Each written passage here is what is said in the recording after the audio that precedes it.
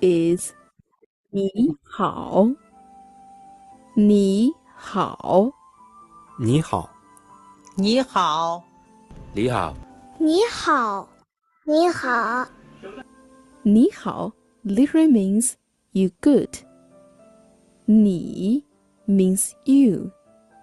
好 means good. So when you say 你好 to greet people, you are actually saying you good. Now read after me. 你好你好 you good. You may find that the way they pronounce 你好 varies from person to person. In fact, in the audio which you've heard just now, 你好 is pronounced by people from 5 different provinces of China, whose ages include as young as 7 years old to 50 years old. So in daily conversation, the Chinese accents vary, but this is real-life Mandarin, which I want to show you in our lesson. But what if you meet an elderly person or a person who is senior to you? You should say 您好您好您好，您好，您好，您好，您好，您好， The pinyin of 您 is spelled N-I-N. 您 Take note. Distinguish it with 你 whose pinyin is N-I. 你 The word 您 is a polite form of 你, and 您 is used to address the elderly person or your senior, such as your boss or client, whom you want to show more respect to. Now listen and compare. 你好，您好，你好，您好，你好，您好，你好，您好。 Alright, today you've learned how to greet Chinese people. Now, do you know when to use 你好 and when to use 您好? In our next lesson, you will learn how to say how are you and how to respond. I will see you in lesson 2. 再见.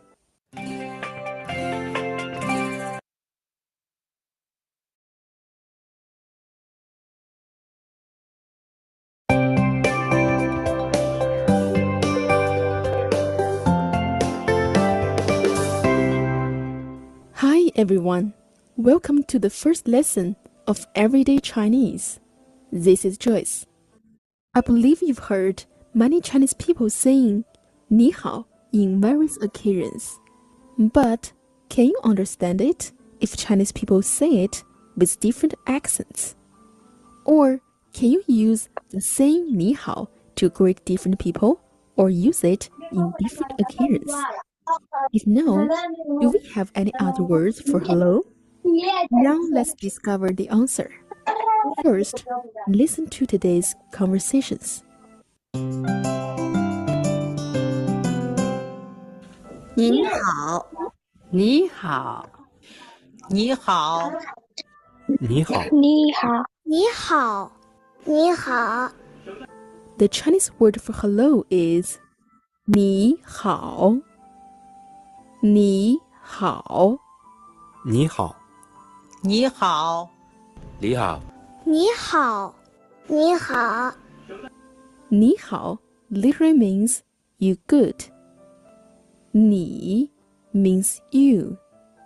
好 means good.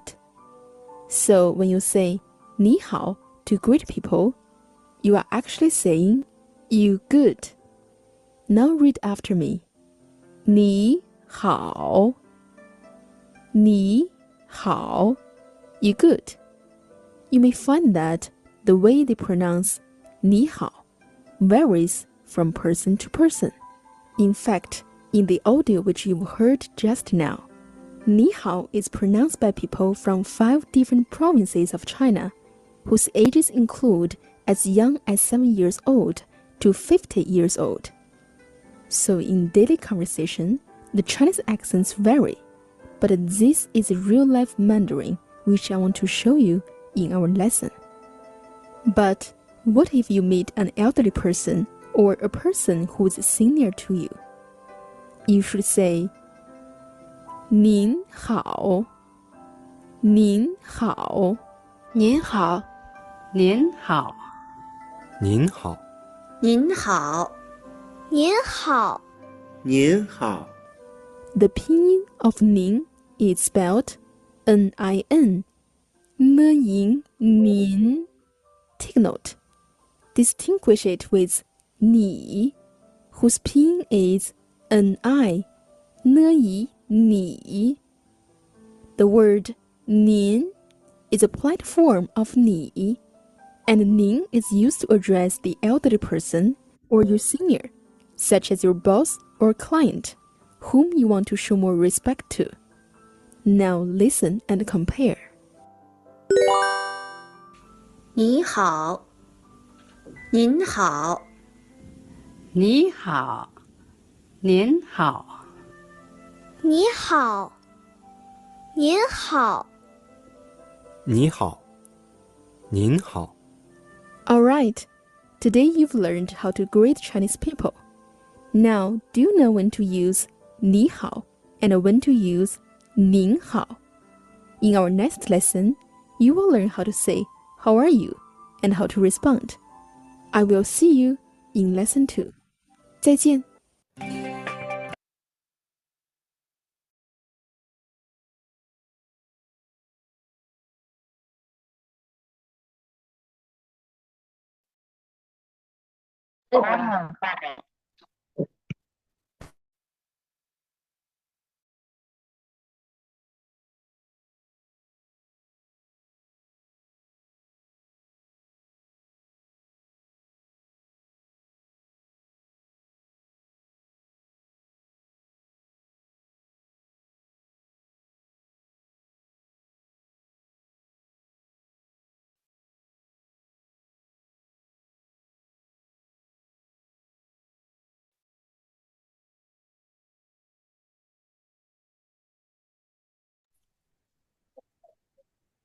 大家好，好比大家好呢，给弄散你，给你们好，同学们好，大家好，晚上好，အားလုံးပဲမင်္ဂလာပါပေါ့နောက်ထပ်ပြောတဲ့အတန်ကိုကြားရလားအခုအတန်ကြားလား ကြားပါတယ်ကြားပါတယ် 加油！ ကဲဟုတ်ပြီအဲ့ဒါဆိုเราတို့စလိုက်ရအောင်နော်8:05မိနစ်ဖြစ်ပြီဆိုတော့ကဲဒီနေ့ကเราတို့အရင်တစ်ပတ်ကမသိမ်းလိုက်ရအောင်ပေါ့နော်အရင်တစ်ပတ်ကဒါเราတို့2ရက်လုံးပြတ်သွားတာပေါ့အဲ့ဒီအတွက်เราတို့အစားထိုးလေးတော့ပြန်သိမ်းပေးဖို့တော့ရှိတယ်ဟိုbasic ကကြတော့ဒီလထဲမှာတော့ပြီးမှာပေါ့နော်ဒီလထဲမှာပဲပြီးနိုင်မယ် course ကကြတော့တိတ်တော့မကြံတော့ဘူးเราတို့ဒီရက်လာနှစ်တွေကပြီးသွားပြီနော်ရက်လာနှစ်တွေပြီးသွားပြီအဲ့တော့နောက်တစ်ခုကဘာလာမလဲဆိုရင်နေ့စဉ်3စကားလုံးလေးတွေပေါ့နော်အဆိုတော့ဒီဖြစ်ရင်းမှာက3မျိုးလုံးတင်ပြီးသွားပြီเนาะ B လည်းတင်ပြီးသွားပြီတရလည်းတင်ပြီးသွားပြီအတန်3လည်းတင်ပြီးသွားပြီပေါ့เนาะ3မျိုးလုံးဒါတော့ရှင်းတင်ပေးပြီးသွားပြီB နဲ့တရပေါင်းတာတွေကလည်းတော့ရှင်းတစ်ချိန်တော့တင်ပေးလိုက်တယ်ဟိုဇရာကွက်ကြီးနဲ့လေဇရာကွက်နဲ့ဒါအတန်လေးဘယ်လိုထွက်လဲပေါ့เนาะဒါတွေလည်းတော့ရှင်းတင်တော့တင်ပေးလိုက်တယ်ကဲဟုတ်ပြီအဲ့ဒါဆိုရင်ဒါကိန်းကနန်းနေလဲဒါတော့ရှင်းတင်ပြီးသွားပြီ9မိနစ်တွေလည်းတင်ပြီးသွားပြီပေါ့เนาะဟုတ်ပြီအဲ့ဒါဆိုလာဆိုဒီနောက်တစ်ခုပါနောက်တစ်ခုကဒီ日常用语လို့ခေါ်တယ်日常用语日一日နော်အာကိုကြတော့日လို့ထွက်တယ်အိုင်ကကြတော့ရီ日一日日ကိုမှ4အတန်တင်လိုက်တော့日ဖြစ်သွားတယ်日一日日နော်吃昂长吃昂ကြီးပါလို့ရှိရင်ရှာလေးကိုအနောက်ပို့ပြီးဆိုတာပိုကောင်းတယ်ပြီးတော့ဗဇက်လေးကိုနည်းနည်းဟာပြီးတော့ဆိုမယ်ပေါ့နော်日常日常日常နော်日一日日一日吃昂长吃昂长日常နော်日常ဆိုတာကနေ့စဉ်သုံးလို့ပြောချင်တာပေါ့နော်日常日常ဆိုတာဘာလဲဆိုရင်သူ့အဓိပ္ပာယ်ကနေ့စဉ်သုံးပေါ့နော်日常ဆိုတာနေ့စဉ်ဟောအင်္ဂလိပ်လို့ဆို daily ပေါ့နော် daily ဆိုတဲ့အဓိပ္ပာယ်ကိုပြောတာကဲဟုတ်ပြီအဲ့ဒါဆိုရင်用语เนาะနောက်ကစလုံးက用语လို့အတန်ထွက်တယ်เนาะ用ဘယ်လိုပေါင်းရမလဲ ရီအုံယုတ်ရီy ကိုကြတော့ရီလို့ထွက်တယ်နော် y ကိုကြတော့ရီ ong ကအုံကိုမှဒါ老师တို့လေးအတန်တင်လိုက်တော့ဘာဖြစ်သွားလဲဆိုတော့အုံဆိုပြီးတော့ဖြစ်သွားတာပေါ့နော်ရီအုံယုတ်နော်ရီအုံယုတ်日常用日常用နော်ယူ1 u ကဒါ老师ပြောထားတယ်1 u က u ပေါ်မှာအစလေး20တင်ထားရတယ်အတူတူပဲလို့ပြောထားတယ်ဒါကိုယူလို့အတန်ထွက်မယ်ပေါ့နော်ယူ日常用语ဒါလေးဖတ်တတ်လား日常用语ဖတ်တတ်မလားမဖတ်တတ်တဲ့လူရှိလားဒီခေါင်းစဉ်လေးကိုမဖတ်တတ်တဲ့လူရှိလားဒီတရုတ်လူမဖတ်တတ်တဲ့လူရှိလားအာ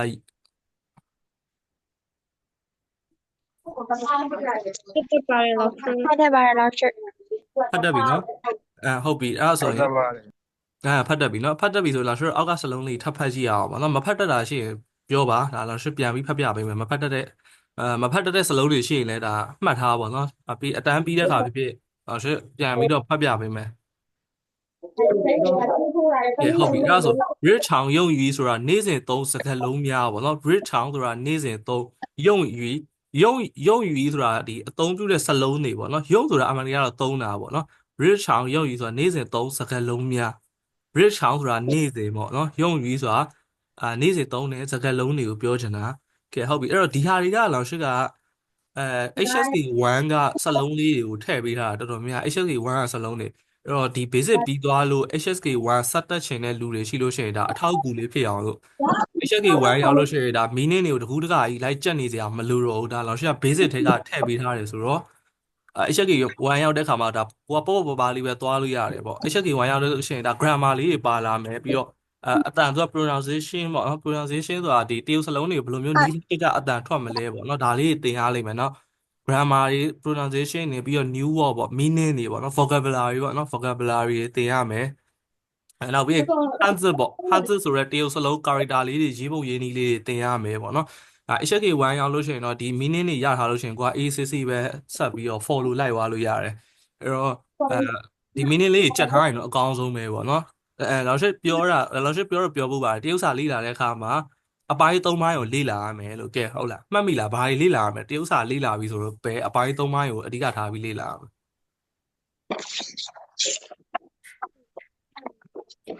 ဖင်းရဟန်းချစ်ရဖင်းရဟန်းချစ်ရဟိုအတန်ထွက်ရ ဟုတ်တယ်ဟုတ်တယ်ဖင်းရဟန်ဇစ်ရဟန်ချစ်ရမီနီရဟုတ်တယ်เนาะအဲ့ဒီ3မျိုးကိုအဓိကထားပြီးတော့လေ့လာရမယ်ပေါ့เนาะ老师ဒီမှာလဲ3မျိုးလုံးရေးပြထားတယ်ဖြင်းလဲပါတယ်ဖင်းဆိုတာအရှိကဒီအင်္ဂလိပ်လိုရေးထားတာပေါ့เนาะအလွယ်ပြောရင်ဒါ ABCD လို့ပါတော့အဲ့ဒါတွေရေးထားတာ Latin alphabet တွေနဲ့ယူပြီးရေးထားတာဒါဖြင်းလို့ခေါ်တယ်ဖြင်းဆိုတာကအတန်တွက် system တစ်ခုပဲပေါ့เนาะသူစီမှာဒါ B ပါမယ်တရပါမယ်အတန်3ပါမယ်ပေါ့เนาะဒီအပိုင်း3ပိုင်းပါတယ်เนาะဒီဒုတ်ချောင်းတွေနဲ့ရေးထားတာပေါ့เนาะဒီအချောင်းတွေနဲ့ရေးထားတာဒါဆိုဟန်ဇစ်လို့ခေါ်တယ်တရုတ်စလုံးလို့ခေါ်တယ်ပေါ့เนาะနောက်ကတော့ဒါသူ့ရဲ့မြန်မာလူပေါ့เนาะ老师တို့ဒီဖြင်းရင်းနဲ့ဟန်ဇစ်ပဲတီးလို့မရဘူးသူ့ရဲ့အဓိပ္ပာယ်ကဘာလဲဆိုတာလဲသိထားမှရမယ်ပေါ့เนาะကဲဟုတ်ပြီအဲ့ဆို老师ပထမစလုံးလေးကြည့်အောင်ပထမပေါ့เนาะပထမစလုံးလေးက I လို့အတန်ထွက်တယ် I เนาะပထမစလုံးလေးကိုဘယ်လိုအတန်ထွက်လဲဆိုတော့ I ကြားဘူးရမလား what I need လေ what I need လို့ပါလို့ဆိုရင် I love you လို့ပြောတာ I เนาะ I ဆိုတာကသူ့ရဲ့အဓိပ္ပာယ်လဲ老师ရေးပေးထားတယ်ချစ်သည်ကြိုက်သည်အချစ်ပေါ့เนาะချစ်တယ်ကြိုက်တယ်အချစ်ဒါတွေကို I လို့ပြောတယ်เนาะ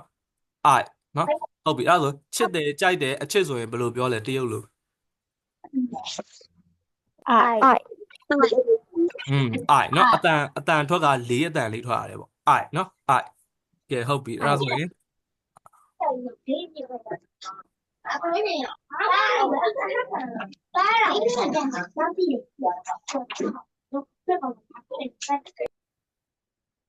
ကဲဟုတ်ပြီအဲ့ဒါဆိုတော့နောက်ဆက်စလုံးတစ်လုံးကြည့်လိုက်ရအောင် I ပြီးလို့ရှိရင်နောက်စလုံးဘယ်လိုအ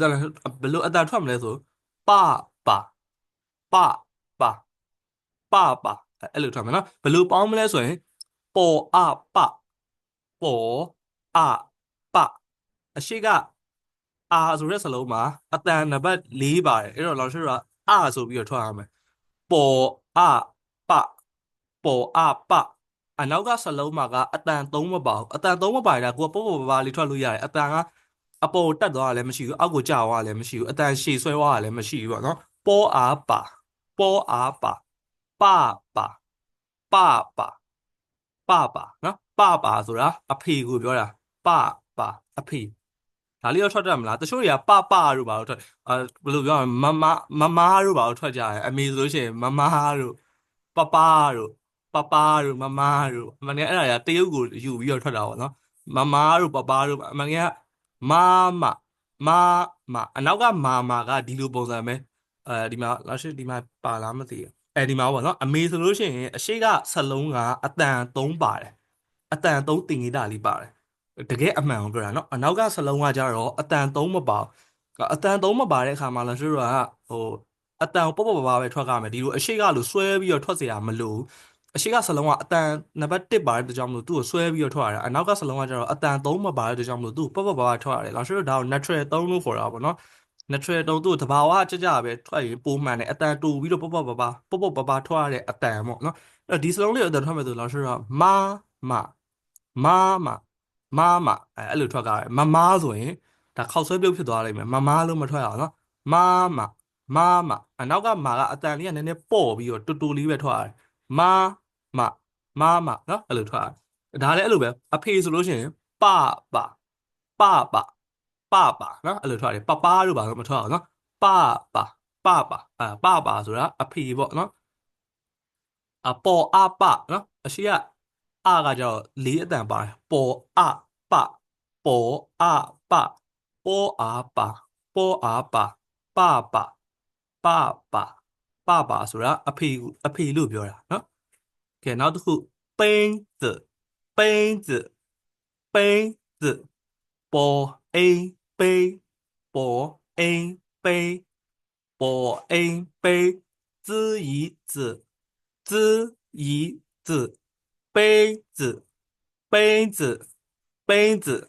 杯子ဆိုတာခွက်ကိုပြောတာ杯子ခွက်နော်杯子ဆိုတာခွက်ရလားဒီစလုံး3လုံးလေးရလားလောက်ရှင်းပြန်ထွက်ပြမယ်နော် I နော်ပထမစလုံးက I လို့အသွင်ထွက်တယ် I ဒီစလုံးဆိုရင်ကဲလောက်ရှင်းမေးကြည့်မယ်ဒီစလုံးမှာဖြင်းရင်းကိုတစ်ချက်ကြည့်အောင်ဖြင်းရင်းမှာဘာမပါဘူးလေဘယ်သူတွေ့လဲဖြင်းရင်းမှာအိုင်ဘောဖီးမပါဘူးတော်တယ်ဟုတ်တယ်မပါဘူးနော်ဘီမပါဘူးဟုတ်တယ်ကျွန်တော်တို့ပြောထားတယ်လေဖြင်းရင်းမှာအပိုင်းဖြင်းရင်းမှာအပိုင်း3ပိုင်းနဲ့ပေါင်းစပ်ဖွဲ့စည်းထားတယ်ပေါ့နော်ဘီရဲ့တရရဲ့အတန်3ရဲ့ပေါ့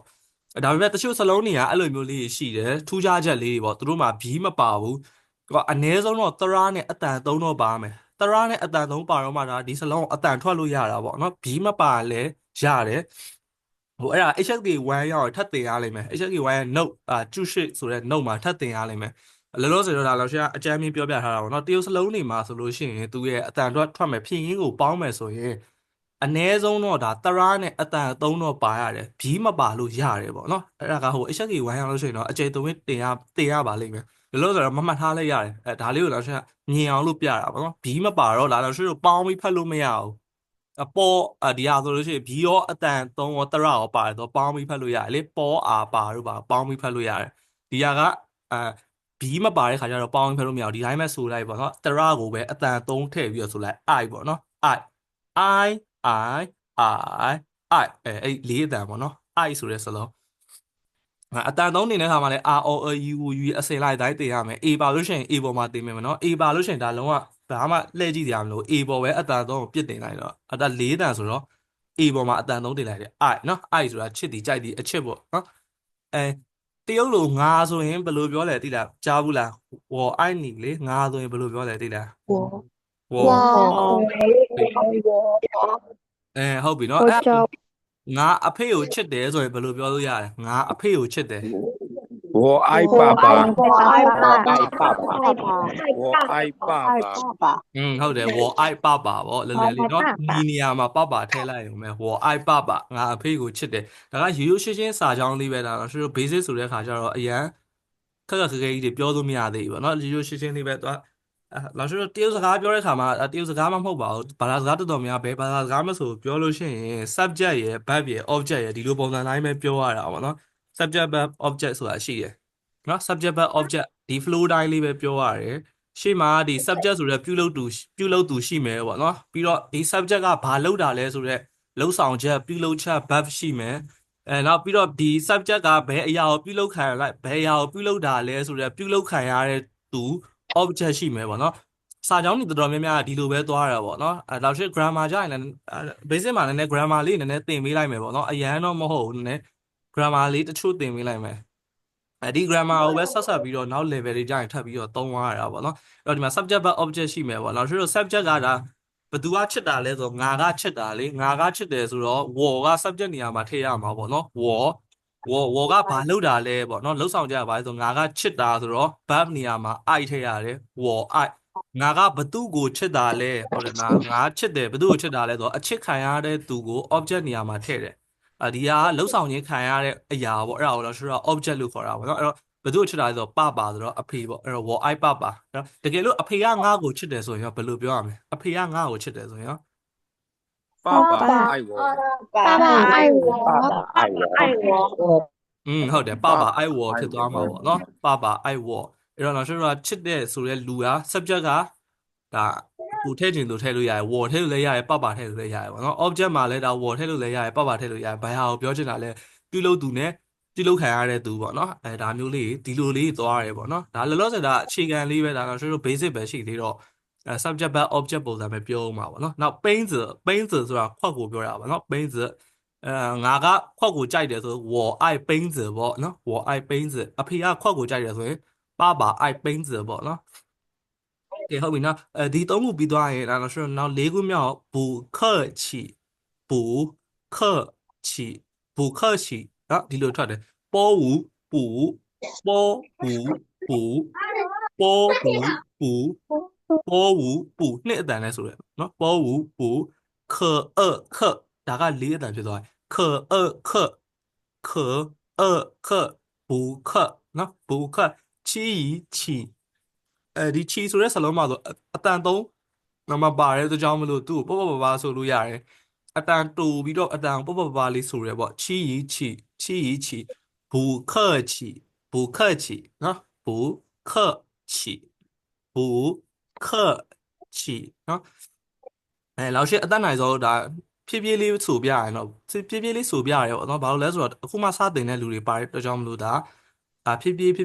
င်းစီဆိုပြရတယ်အရန်မြန်နေဆိုရင်လည်းအရန်မြန်နေတယ်ဆိုရင်လည်းပြောနော်လောက်ရှိကတော့အတတ်နိုင်ဆုံးဒါဖြည်းဖြည်းချင်းစီပေါင်းပြတာပေါ့နော်အခုမှစလီလာတဲ့လူတွေလည်းပါတဲ့ခါကျတော့ဘူခက်ချီအဲ့လိုထွက်မယ်နော်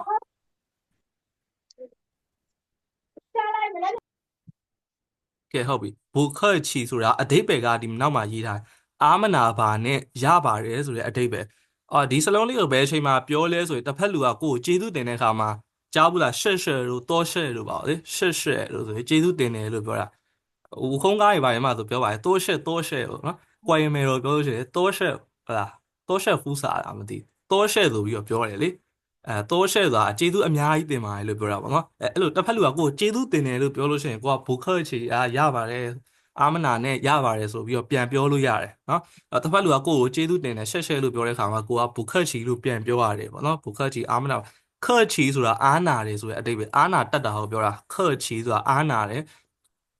ပူဆိုတာအငင်းစလုံးပေါ့နော်ဒါဆိုဥမာမစားဘူးဆိုပူချီပေါ့မကောင်းဘူးဆိုပူဟောင်းပေါ့နော်အဲ့လိုအငင်းစလုံးကိုပြောတာအဲ့တော့အာမနာပါနဲ့ဆိုဘူခက်ချီဖြစ်သွားတာပေါ့နော်အာမနာပါနဲ့ဆိုရင်ဘူခက်ချီအာမနာပါနဲ့နော်ကဲဟုတ်ပြီအဲ့ဒါဆိုရင်နင်းအာမနာနင်းငါ့ကိုအာမနာပါနဲ့ဆိုရင်ဘယ်လိုပြောမလဲနင်းငါ့ကိုအာမနာပါနဲ့你不客气我，你不客气我，你不客气我，客气我，ဟုတ်တယ်你不客气我你ငါ့ကိုအာမနာနဲ့ပေါ့နော်你ငါ့ကိုအာမနာနဲ့你不客气我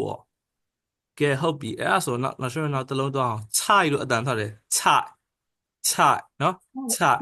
慈爱菜慈爱菜慈爱菜慈爱菜菜ဆိုတာဟင်းကိုပြောတာနော်菜ဟင်းနော်ဒီစလုံးလေးရောထွက်တတ်လား菜ဆိုတဲ့စလုံးလေးရောထွက်တတ်လား菜慈爱菜这个白老师，ထွက်တတ်တယ်နော်菜，这个白老师，ဟုတ်တယ်ထွက်တတ်တယ်နော်菜ဆိုတာဟင်းကိုပြောတာကဲဟုတ်ပြီအဲ့တော့老师မေးကြည့်မယ် ငါဟင်းကိုကြိုက်တယ်ဆိုရင်ဘယ်လိုပြောမလဲငါဟင်းကိုကြိုက်တယ် 我喜我爱我菜，爱菜，我爱菜，我爱菜ပေါ့လဲလေနော်ငါဆိုတော့ဝေါ်ပေါ့ subject နေရာမှာဝေါ်ကြိုက်တယ်ဆိုတော့ I ပေါ့နော်ဘာကိုကြိုက်တာလဲဆိုတော့ဟင်းကိုကြိုက်တယ်ဆိုတော့菜我爱菜ပေါ့နော်我爱菜ငါဟင်းကိုကြိုက်တယ်ကဲဟုတ်ပြီအဲ့ဒါဆိုရင်ဟင်းခွက်ဆိုရင်ဘယ်လိုပြောမလဲဟင်းကိုထည့်ထားတဲ့ခွက်ပေါ့ဟင်းပကံတို့ဘာတို့ပေါ့နော်ဟင်းခွက်ဆိုလို့ရှိရင်ဘယ်လိုပြောမလဲဟင်းခွက် 菜杯子，菜菜杯杯子，菜杯子，ဟုတ်တယ်菜杯子菜杯子菜杯子ဆိုရင်ဟင်းခွက်ကိုပြောတာပေါ့နော်菜杯子ဟင်းခွက်ကဲဟုတ်ပြီနော်ကဲနောက်တစ်ခုပေါ့နောက်တစ်ခုကฉาလို့အတန်ထွက်တယ်ฉา吃啊ฉา吃 ch ကို吃လို့ဆိုတယ် a ကကြတော့ r ပေါ့吃啊ฉา吃啊ฉา吃啊ฉาฉาฉาဆိုတာလက်ဖက်ရည်ကိုပြောတာတချို့ဟိုဟာလေဒီလဲရန်တို့ဘာလို့ဂျန်ချင်းလဲရန်ကဘာရှိဂျန်ချင်းလဲစန်တာပေါ့နော်လဲစန်တာတို့ဘာလို့သွားလို့ရှိရင်ကုန်းချာတို့ဘာလို့တွေ့မိလားဆိုင်လေးရှိဘာပဲတီးတို့ဘာလို့ရောင်းနေဆိုင်လားမသိကုန်းချာလေအဲ့ဒီချာနဲ့ပဲရေးတာပေါ့နော် CHA နဲ့ပဲချာဆိုတာလက်ဖက်ရည်ကိုပြောတာ好是乌茶，白白的呀，这样乌茶，အိုချာဟုတ်တယ်အိုချာလည်းဒီချာပုံလည်းပဲဟုတ်တယ်ချာဆိုတာလားရှိလို့တီးကိုပြောတာလက်ဖက်ရည်ကိုနော်အိုချာတို့ကုန်းချာတို့ဘာလို့ရှိတယ်အဲ့ဒါတွေကသူတို့ကတရုတ်ကနေယူပြီးတော့ရေးတာတရုတ်ဖြစ်ရင်းကိုပေါင်းပြီးရေးထားတာနော်ချာဆိုတာလက်ဖက်ရည်ကိုပြောချင်တာလက်ဖက်ရည်နောက်တစ်မျိုးသူ့ကိုလားဆိုလက်ဖက်ချောက်လို့ပါရင်နွေးလေရင်နွေးဆိုရင်လက်ဖက်ချောက်နဲ့ဖြော်ရတာပေါ့နော်ရင်နွေးလို့ပြောချင်လည်းရတယ်အတုံးနှုံးကနည်းနည်းလေးဟိုလက်ဖက်ဘယ်လိုပြောမလဲလက်ဖက်ချောက်ထည့်ထားရင်နွေးချမ်းပေါ့အဲ့လိုမျိုးထည့်ချင်လည်းရအဲ့လိုမျိုးသုံးချင်လည်းရတချို့ဆို jasmine tea လို့ပါတော့ရှိရလေ jasmine tea ဆိုတာဟိုနားထောင်တော့ဒါလက်ဖက်ရည်ဆိုပြီးတော့ထင်ရဒါပေမဲ့လက်ဖက်ရင်နွေးချမ်းပုံစံပဲလက်ဖက်ချောက်ကိုထည့်ပြီးတော့ဖြော်ထားတာရင်နွေးနဲ့ထည့်ဖြော်ထားတာအဲ့လောက်ရှိတခါဟိုစားတော့ဆိုင်ထိုင်တော့က jasmine tea ဆိုပြီးတော့400လား500ပဲလားမသိဘူးရှိလို့မှားလိုက်တာပေါ့တော့ဘယ်ဟုတ်မလဲသူကလက်ဖက်6ကိုရင်နွေးနဲ့ဖြော်ပေးထားတာပေါ့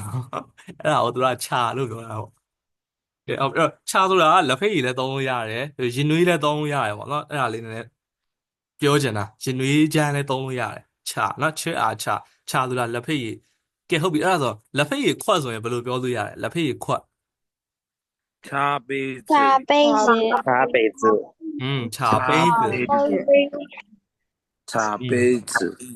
ဟုတ်တယ်茶杯子ကဲဟုတ်ပြီနော်茶杯子လက်ဖက်ရည်ခွက်ပေါ့နော်ကဲနောက်လက်ဖက်ရည်ပြီးတော့နောက်吃ဆိုတာစားသည်ပေါ့吃一吃တစ်တန်နဲ့ထွက်ရတာပေါ့နော်အတန်သုံးကတစ်ဖြစ်တဲ့ကြောင့်吃一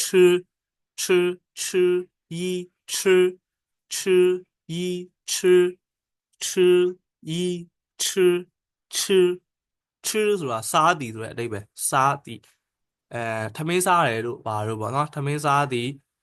麻辣香锅စားသည်ဆို吃麻辣香锅ပေါ့ဟော့ပေါ့စားရဆို吃ဟော့ပေါ့ပေါ့ဟော့ပေါ့ကတရုတ်လူကဟော့ကိုလို့ခေါ်တာပေါ့နော်ဒါပေမဲ့မတင်ရသေးရင်ရတယ်吃ဟော့ပေါ့ပေါ့吃好不吃麻辣香锅吃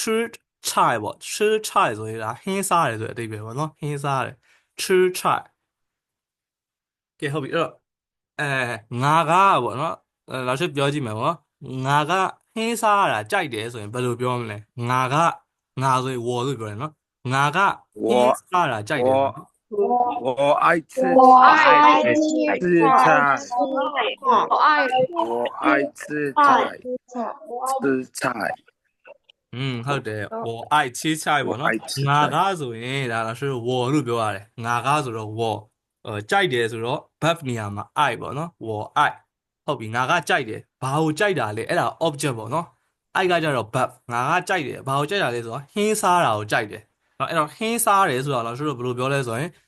ဟင်းစားတယ်မြန်မာမှာကကြတော့ဟင်းစားတယ်လို့ပြောတာဒါပေမဲ့တရုတ်မှာကျတော့စားတယ်ဟင်းလို့ပြောရတယ်သူက verb ကိုအရင်ပြောတာပေါ့နော်တရုတ်နဲ့မြန်မာအဲ့လိုပြောင်းပြန်သွားတာလေးရှိတယ်မြန်မာမှာဆိုတော့ဆိုတော့ထမင်းစားတယ်ဟင်းစားတယ်လက်ဖက်ရည်တောက်တယ်အဲ့လိုမျိုးပြောရတယ်လေဒါပေမဲ့ဒီတရုတ်စာမှာကျတော့ဟင်းစားတယ်လို့မပြောဘူးပေါ့နော်ဥပမာ我爱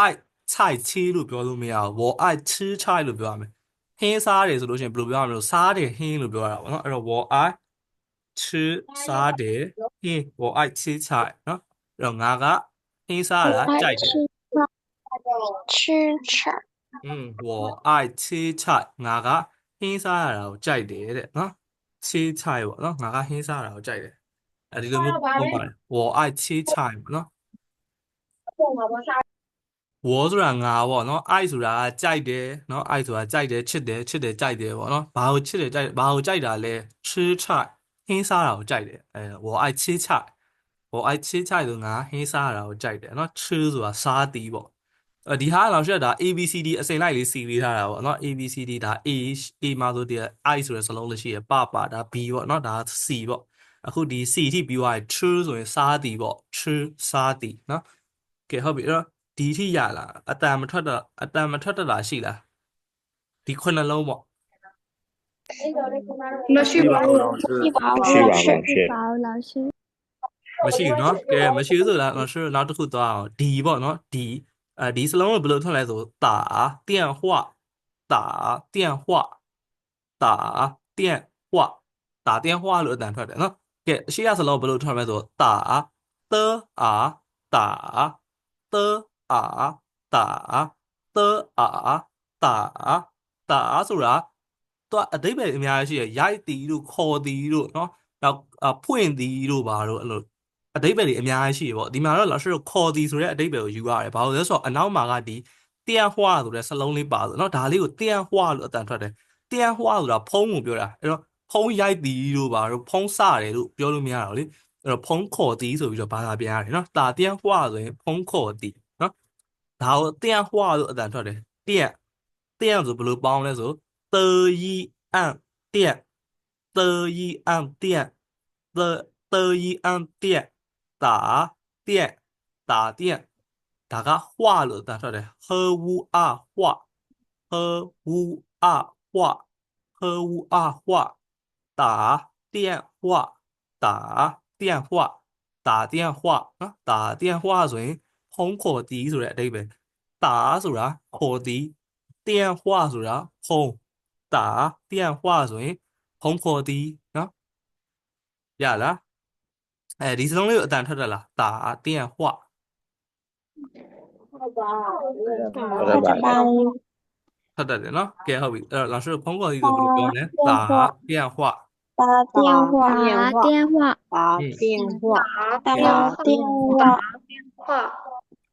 ုတ်တယ်打电话ကဲဟုတ်ပြီအဲ့ဆို老师မေးကြည့်မယ်နော်အဖေကငါ့ကိုဖုန်းခေါ်တယ်ဆိုရင်ဘယ်လိုပြောမလဲအဖေကငါ့ကိုဖုန်းခေါ်တယ်爸爸打电话我爸爸打电话我ငါ့ကိုဖုန်းခေါ်တယ်爸爸打电话我ငါကအဖေကိုဖုန်းခေါ်တယ်ဆိုရင်ရောငါအဖေကိုဖုန်းခေါ်တယ်我打电话我打电话爸爸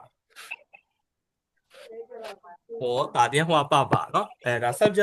subject နဲ့ object လေးကိုဒီပြောင်းပြန်လေးနဲ့ရမယ်ပြုလုပ်တဲ့သူဆိုရင် subject ပေါ့နော် subject ဆိုတာပြုလုပ်တဲ့သူကိုပြောတာ object ဆိုတာပြုလုပ်ခြင်းခံရတဲ့သူပေါ့နော် subject နဲ့ object ဒါကဟိုအင်္ဂလိပ်စာမှာလည်းသင်ရပါတယ်ဟုတ်တယ်မလားနော်အင်္ဂလိပ်စာမှာလည်းဒီလိုပဲသွားတာပဲ subject verb object ပေါ့နော်subject verb အင်္ဂလိပ်စာဒီစာကြောင်းတည်ဆောက်ပုံတွေဆိုအများဆုံးအဖြစ်ဘယ်လိုသွားလဲဆို subject verb object ပြီးတော့ manner place style reason ပေါ့နော်老师ကဘယ်လိုမှတ်လဲဆို MPTR လို့မှတ်ထားတယ်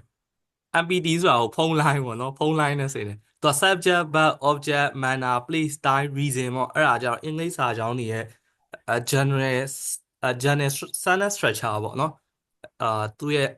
ဖွဲ့စည်းထားတဲ့စာကြောင်းတည်ဆောက်ပုံပေါ့နော်တရုတ်စာမှာကျတော့အဲ့လိုတော့မဟုတ်သူက subject ပြီးတာနဲ့အချိန်ထည့်ရတာပေါ့နော်အဲ့ဒါက老师နောက်ကျရင်ထပ်ပြောပြပေးမယ်လောလောဆယ်တော့ဒီ subject verb object ပဲမှတ်ထားအောင်ပေါ့နော်subject verb object ရှိတယ်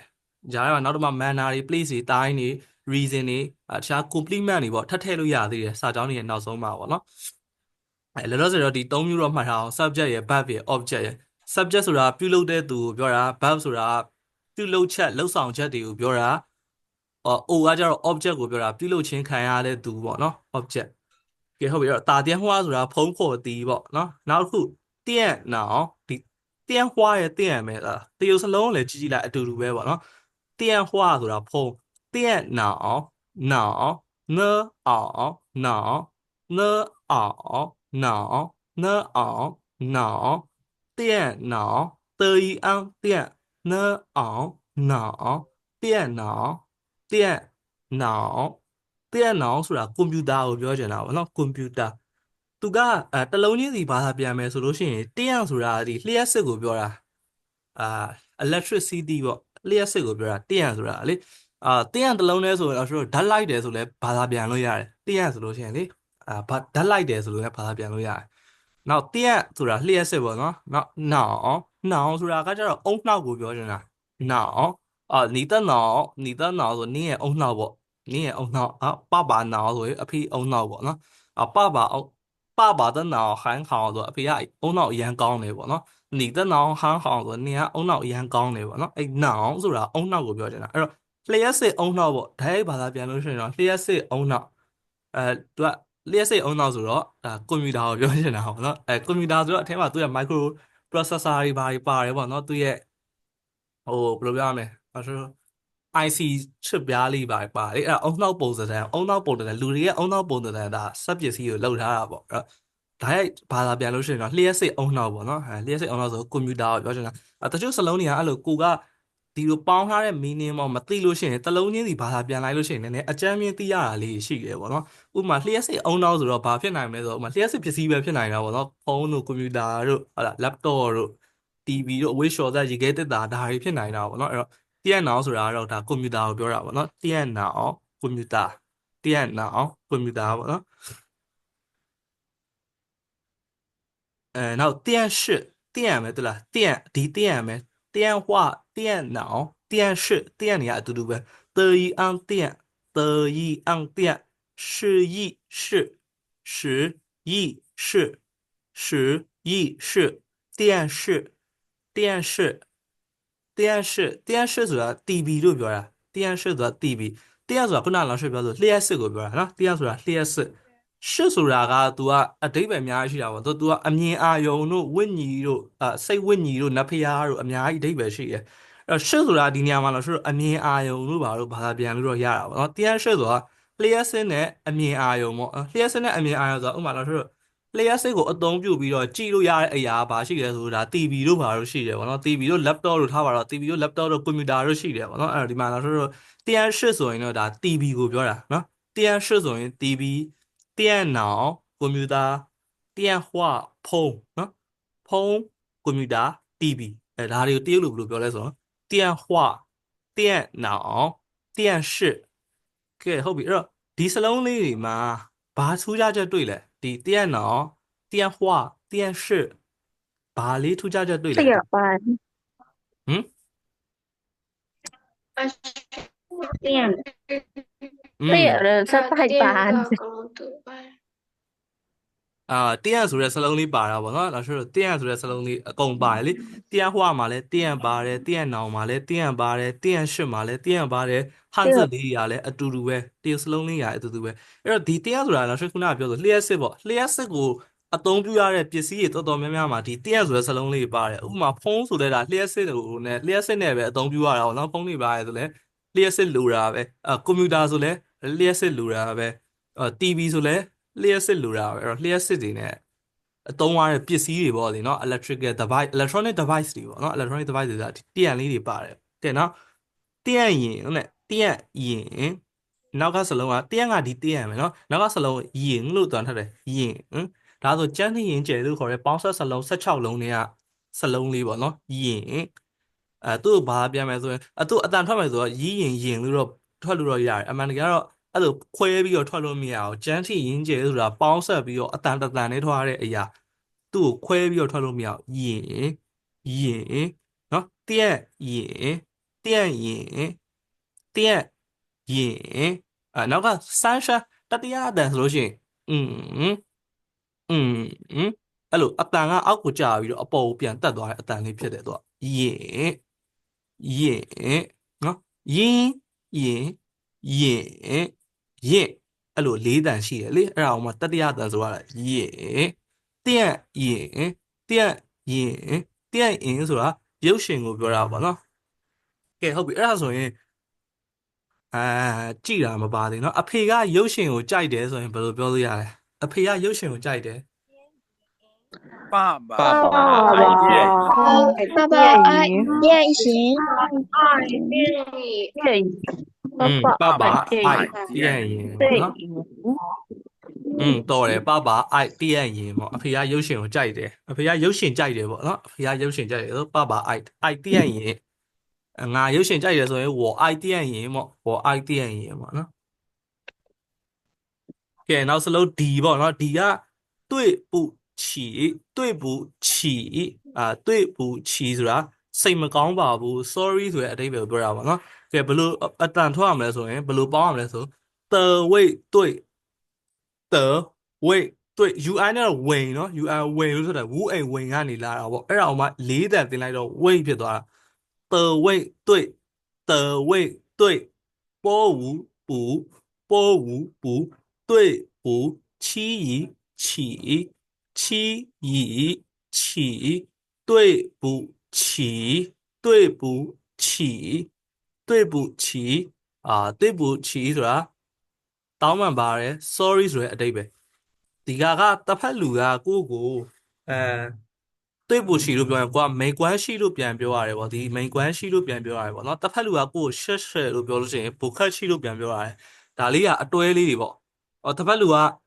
ရှက်ရှက်လို့ပြောရင်ကိုက没关系လို့တိတ်ပြောလို့မရဘူး不客气လို့ပြောရတာပေါ့နော်သူရဲ့စလုံးအတွဲလေးတွေရှက်ရှက်ဆိုရင်不客气对不起ဆိုရင်没关系အဲ့လိုပြောရတယ်ပေါ့နော်ကဲ对不起对不起ဆိုတာ sorry ဆိုတဲ့အဓိပ္ပာယ်နဲ့သုံးလို့ရတယ်စိတ်မကောင်းပါဘူးပေါ့နော်对不起စိတ်မကောင်းပါဘူး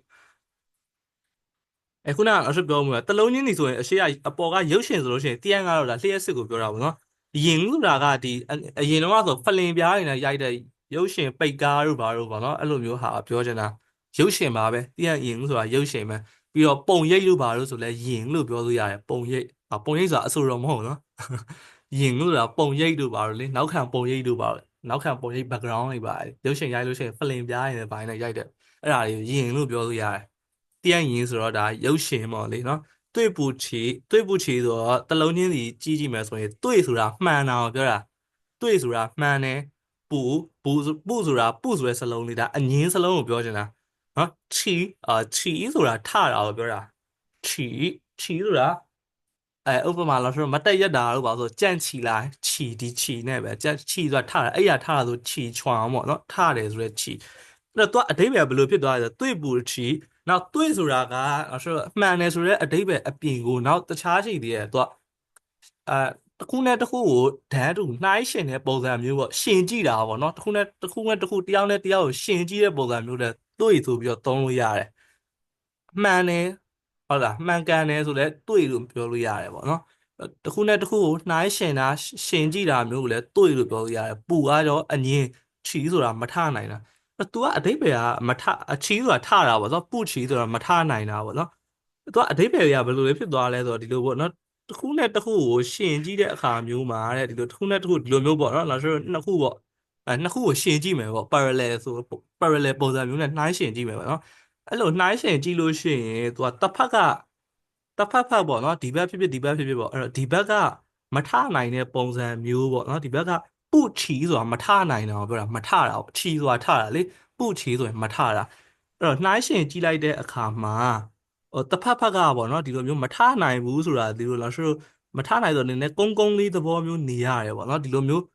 မတ်ကြီးသွားနေလို့မရအောင်အဲ့ဒါကသူအဓိပ္ပာယ်ပါလဲတောင်းပန်တယ်ဆိုတဲ့အဓိပ္ပာယ်နဲ့သွားပေါက်တာအဲ့တော့ဆိုတော့တောင်းပန်တယ်ဆိုတဲ့တွေ့ပူချီပြောလို့ရတယ်တောင်း sorry ပေါ့အင်္ဂလိပ်လိုဆိုရင် sorry ဆိုတာလေတောင်းပန်တာပဲလေ sorry လို့တောင်းပန်တယ်လို့စိတ်မကောင်းပါဘူးဆိုတွေ့ပူချီဆိုတဲ့အဓိပ္ပာယ်အဲ့လိုမျိုးလေးကနေလာတာပုံမှန်အားဖြင့်ဆိုတော့ဆိုတော့တွေ့နှစ်ခုရှင်ကြည့်တဲ့နေရာမှာတစ်ဖက်ကမထနိုင်ဘူးပေါ့နော်တစ်ဖက်ကမထနိုင်ဒီလိုလားဆိုခုနရေးတယ်ဒီလိုနှစ်ခုရှင်ကြည့်ပဲပေါ့နော်ဒီနှစ်ခုရှင်ကြည့်တဲ့နေရာမှာနော်တစ်ဖက်ကကွေးလေးဖြစ်နေမထနိုင်ဘူးပေါ့နော်တစ်ဖက်ကမထနိုင်ကွေးလေးဖြစ်နေတော့နှစ်ခုရှင်ကြည့်တဲ့အခါမှာမထနိုင်ဘူးကွေးလေးဖြစ်နေဆိုတာတောင်းပန်မှာစိတ်မကောင်းပါဘူးဆိုတဲ့အဓိပ္ပာယ် sorry ဆိုတဲ့အဓိပ္ပာယ်ကိုပြောတာသိပူချီရှင်ကြည့်တဲ့အခါမှာမထနိုင်ဘူးပေါ့နော်ရှင်ကြည့်တဲ့အခါမှာမထနိုင်ဘူးဆိုတော့တောင်းပန်တယ်ဆိုတဲ့အဓိပ္ပာယ် sorry တောင်းပန်ပါတယ်စိတ်မကောင်းပါဘူးဆိုတဲ့အဓိပ္ပာယ်အနေနဲ့သုံးတာသိပူချီငါစိတ်မကောင်းပါဘူးဆိုရင်我对不起ပေါ့နော်我对不起ငါစိတ်မကောင်းဘူးပေါ့နော်我对不起ကဲ对不起ဆိုတဲ့အဓိပ္ပာယ်ကိုရတာအဖေကစိတ်မကောင်းဘူးဆိုရင်ဘယ်လိုပြောမလဲအဖေကစိတ်မကောင်းဘူးဆိုရင်爸爸对不起，爸爸对不爸爸对起不起，爸爸对不起နော်အဖေကစိတ်မကောင်းsorry အဖေဆိုလဲ爸爸对不起爸爸对不起ပေါ့နော်အဖေတောင်းပန်ပါတယ်ပေါ့နော် sorry တောင်းပန်ပါတယ်sorry ဆိုတာလဲတောင်းပန်ပါတယ်အနေနဲ့သုံးလို့ရတယ်လေ sorry ဆိုတာ对不起ဆိုတဲ့အဓိပ္ပာယ်ပဲ对不起ဆိုမူလအဓိပ္ပာယ်ဆိုအဲ့လိုမျိုးခုနလောက်ရှိပြောပြဆိုရှင်ကြီးတဲ့အခါမှာတစ်ဖက်ကမထနိုင်တဲ့ပုံစံကိုပြောတာတစ်ဖက်ကမထနိုင်ဆိုကိုလေးပုံစံမတ်ကြီးနေလို့မရကိုလေးပုံစံဆိုတောင်းပန်နေတဲ့ပုံစံပေါ့နော်စိတ်မကောင်းပါဘူးဆိုတဲ့ပုံစံလေးနဲ့သုံးတာ对不起ကဲဟုတ်ပြီအဲ့တော့ဒီအထိရမယ်ဒီအထိရလားဒီအထိ加把人老师，加把的老加师，把人老师，加把人老师，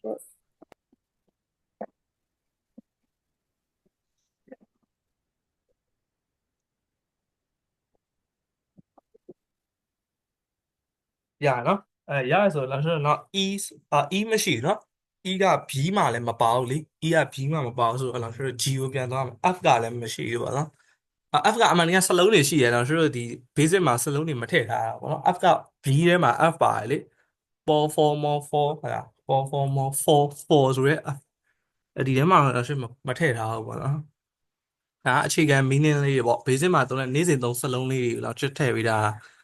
နောက် meaning တွေကနောက် level တကယ်လို့ 汉语တို့ HSK တို့စက်တက်လို့ရှိရင်ဒါ meaning တွေ grammar တွေသင်ရနိုင်မယ်အဲ့တော့မှတ်ထားတော့လောက်ရှိအခုကကြုံလုံးပြောပြတာဘာသာစကားလေ့လာလို့ရှိရင်ဘယ်ဘာသာစကားပဲလေ့လာတရုတ်စာမှမဟုတ်ဘူးပေါ့ဂျပန်စာတို့ထိုင်းစာတို့ကိုရီးယားစာတို့ဘာပဲဖြစ်ဖြစ်ပေါ့လေ့လာရင် meaning နဲ့ grammar ကိုရအောင်လုပ်နော် meaning ကိုရအောင်ကျက် grammar ကိုရအောင်မှတ်ပေါ့နော် meaning နဲ့ grammar ပဲလုပ်ကျန်တာဘာမှမလုပ်နဲ့ meaning ကျက်မယ် grammar မှတ်မယ်ပေါ့တနေ့ကို meaning 15လုံးကျက်နိုင်တယ်ဆိုလဲ15လုံး10လုံးကျက်နိုင်တယ်10လုံးပေါ့ဒီချက်ပိုကျက်နိုင်တယ်ဆိုရင်အလုံး20အလုံး30ပေါ့နော်တနေ့ကို meaning 10လုံး15လုံး10လုံးနဲ့အထက်ကျက်ရင်တော့ပိုကောင်းတယ်10လုံးကျက် grammar ကိုတစ်ခုပဲမှတ်ပေါ့နော် grammar ကိုအများကြီးမမှတ်နဲ့တနေ့တစ်ခုလောက်ကတော့မှတ်နိုင်မယ်ထင်ပါတယ်အဲ့လိုတစ်ခုဆိုတာအဲ့လို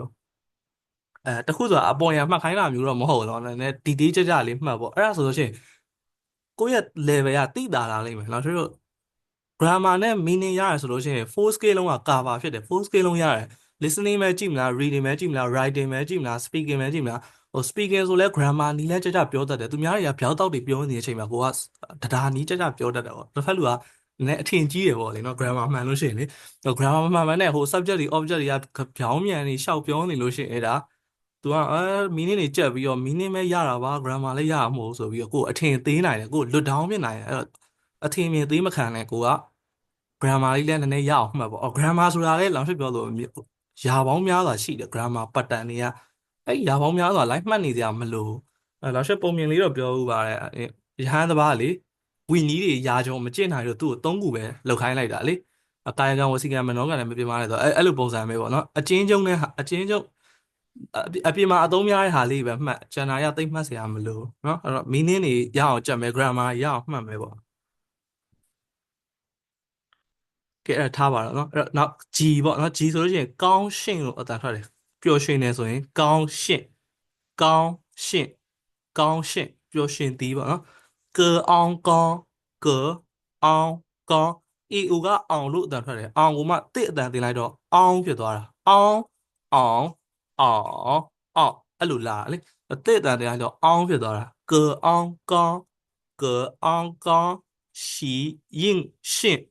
ရှီရင်ရှီရင်ဆိုရှင်ဖြစ်မှာရှီရင်ရှင်အဲ့ဒါမှလာဆို၄တန်အတန်နံပါတ်တွေအတန်၄ခုတင်ရှင်းရှင်ရှင်ရှင်ဒီလိုဖြစ်သွားမှာအဲ့ဒါမှ तू က၄တန်ဆိုတော့ရှင်ပါနော်ရှီရင်ရှင်ရှီရင်ရှင်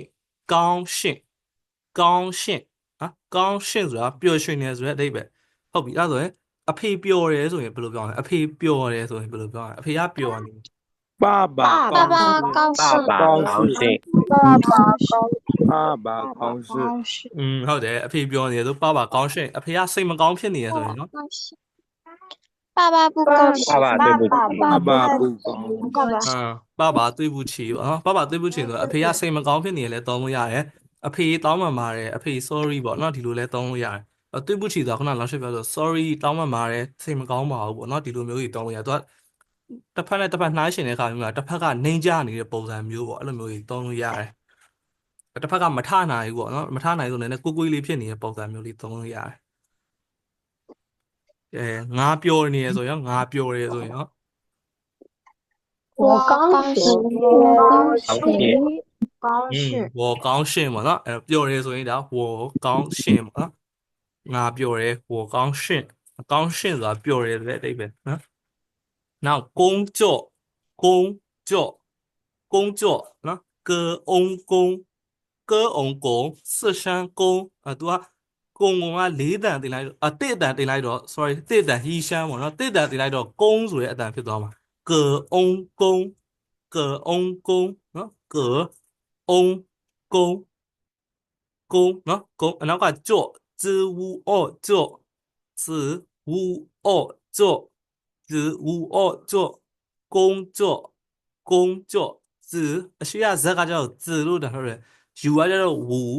အိုကကျတော့အော့子午哦做工作工作